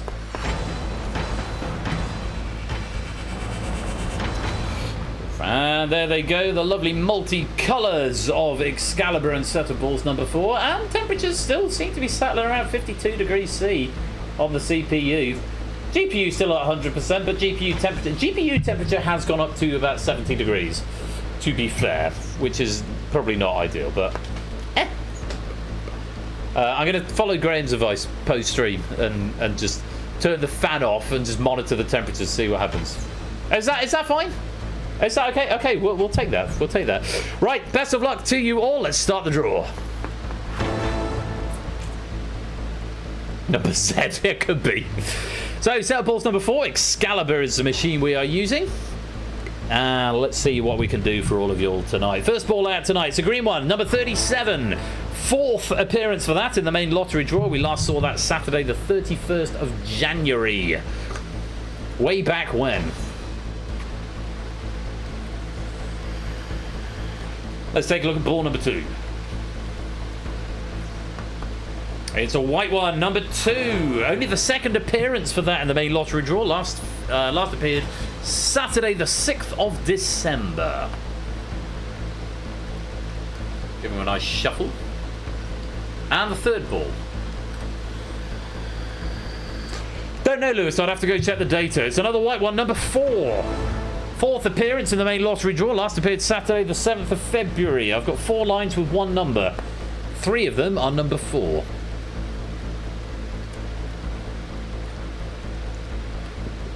Fourth ball tonight. It's another green one, number 30. 2nd appearance in the main lottery draw. Last appeared Saturday, the 27th of September. Not seen that one for a little while. I've got 30 and 37 on 1 line. Let's see what comes up for ball number 5. It's a yellow one, number 49. Top of the shop, 2nd appearance in the main lottery draw. Last saw that on Saturday, the 22nd of November. I do not have that number. And 1 more from the main line. Let's have a pink or a blue, maybe. Make it a bit more colourful. It's going to be a pink. Oh, it was a pink, but it fell off. Let's try again. No. Let's give him a shuffle and try a 3rd time. Never gets it 2nd time. It's always 1st or 3rd. Or 4th. We might be here a while. Now, we've got a blue one that time. Number 12, 4th appearance in the main lottery draw. Last appeared on the pre-Christmas stream, Saturday, the 20th of December. And just a bonus ball to go. I've got 2 lines with 2 numbers, so that's probably no good tonight. Let's take a look. The bonus ball tonight is a white one. It's number 1. 3rd appearance in the main lottery draw. Last appeared Saturday, the 13th of December. And let's take a look at those balls once again. This time in ascending numerical order. Your winning line tonight is number 2, number 4, number 12, number 30, number 37, number 49, and the bonus is number 1. Just like the real lottery. I know, it's good, isn't it, Bungle? You didn't win. So, top and bottom of the shop coming out tonight. And tonight's big with Shapes and Ben's J getting 5,000 for 4 numbers each on a single line. Very well done there. Lots of thousands going out. Lotto, Wolf, Fluffy Bunny, 2 for Clive, Shadowmane and Shapes all getting 1,000. Ape getting 6 500 pennies. What is that all about? Let's take a look at the total wins. Shapes with 6,000 across 2 lines. Ben's J with 5,350 across 3 lines. Oh my god, Abe with 5,000 pennies across 10 lines. That's never happened before. Clive 2,200 across 4. Fluffy 1,500 across 3. Shadow 1,350 across 3. Lotto Wolf 1,100 across 2. Matt 1,000 across 3. And Apodo 1,000 across, I think, 3 as well. What did you do there, Abe? I need to look at what numbers you went with. Let's bring on non-focus player filter. 8 went for 1, 2, 6, 19, 36 and 37 on all 10 lines. What a galaxy brain strat that was. First 2 balls, hit myself. Oh, dude, I'm pleased for you. That's a very big payout for you. Typing in 4 letters is really hard work and a bit of a wasted journey from Bruce. I don't think it's a wasted journey. The real friend, the real victor is the friends you made along the way. Well, friendos, we are just about at the end of this evening's game night. All that's left for me to do is to pick a raid message from all the ones you've been sending in tonight and, of course, a raid target. Those are your lottery numbers. I will see you for the raid after the credits.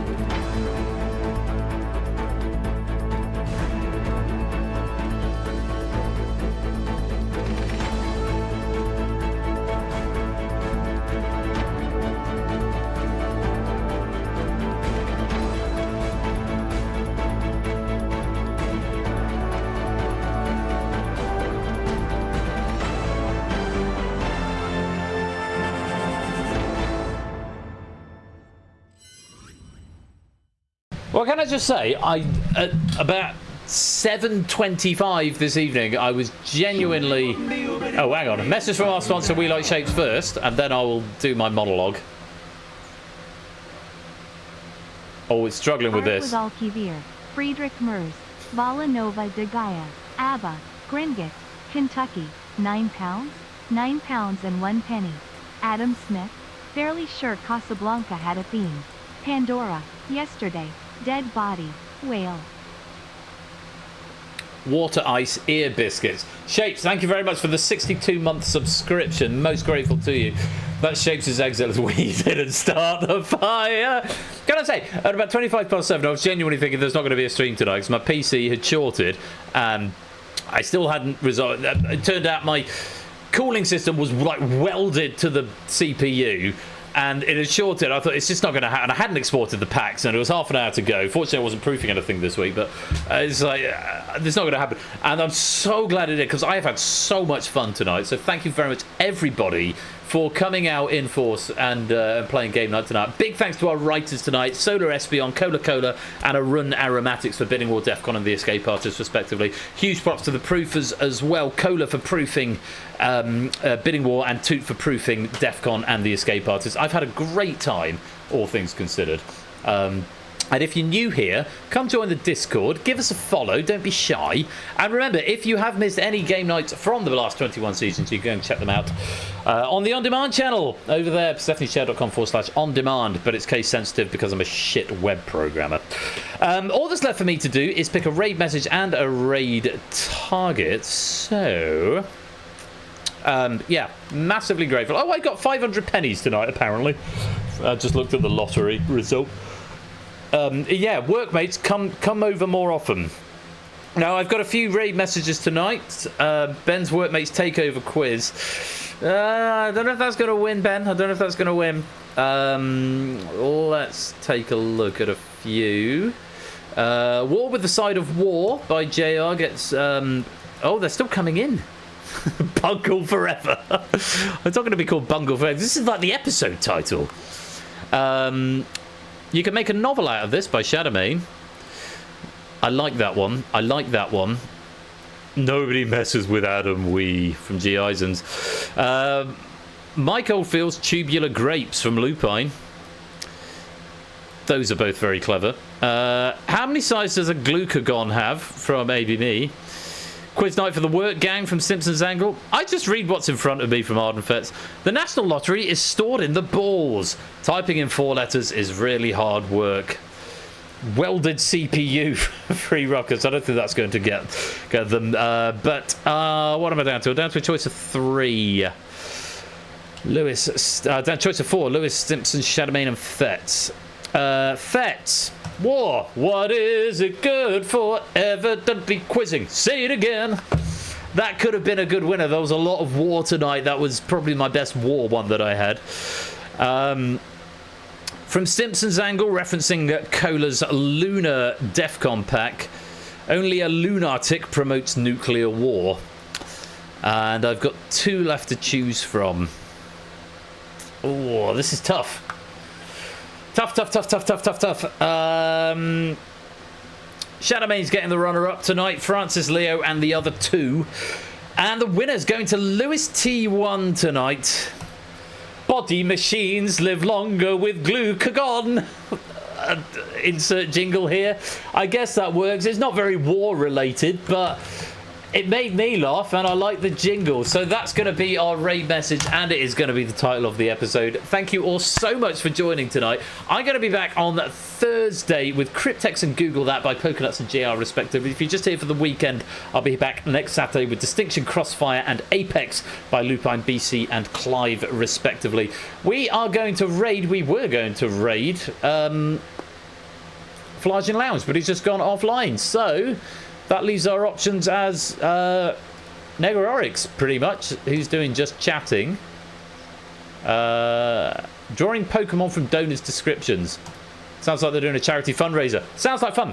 Let's go and see Negarorix and say body machines live longer with Glucagon.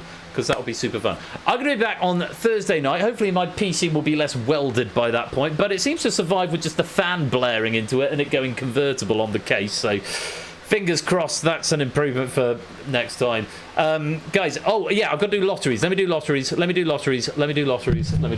Topper One Gaming and Prudes and Sooty Cat all requesting a lottery. Oh no, Sooty Cat wants the cash. Okay, not Sooty Cat then. Deal success.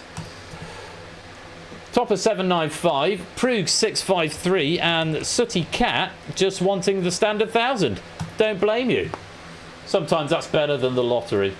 Right, that is going to be it. We're going to go raid Negororix. We're going to say body machines live longer with Glucagon. Until next time, you have been watching Game Night with me, Royal Flush. Be splendid and wonderful and marvellous and safe. And as always, take care, peace out, and good night.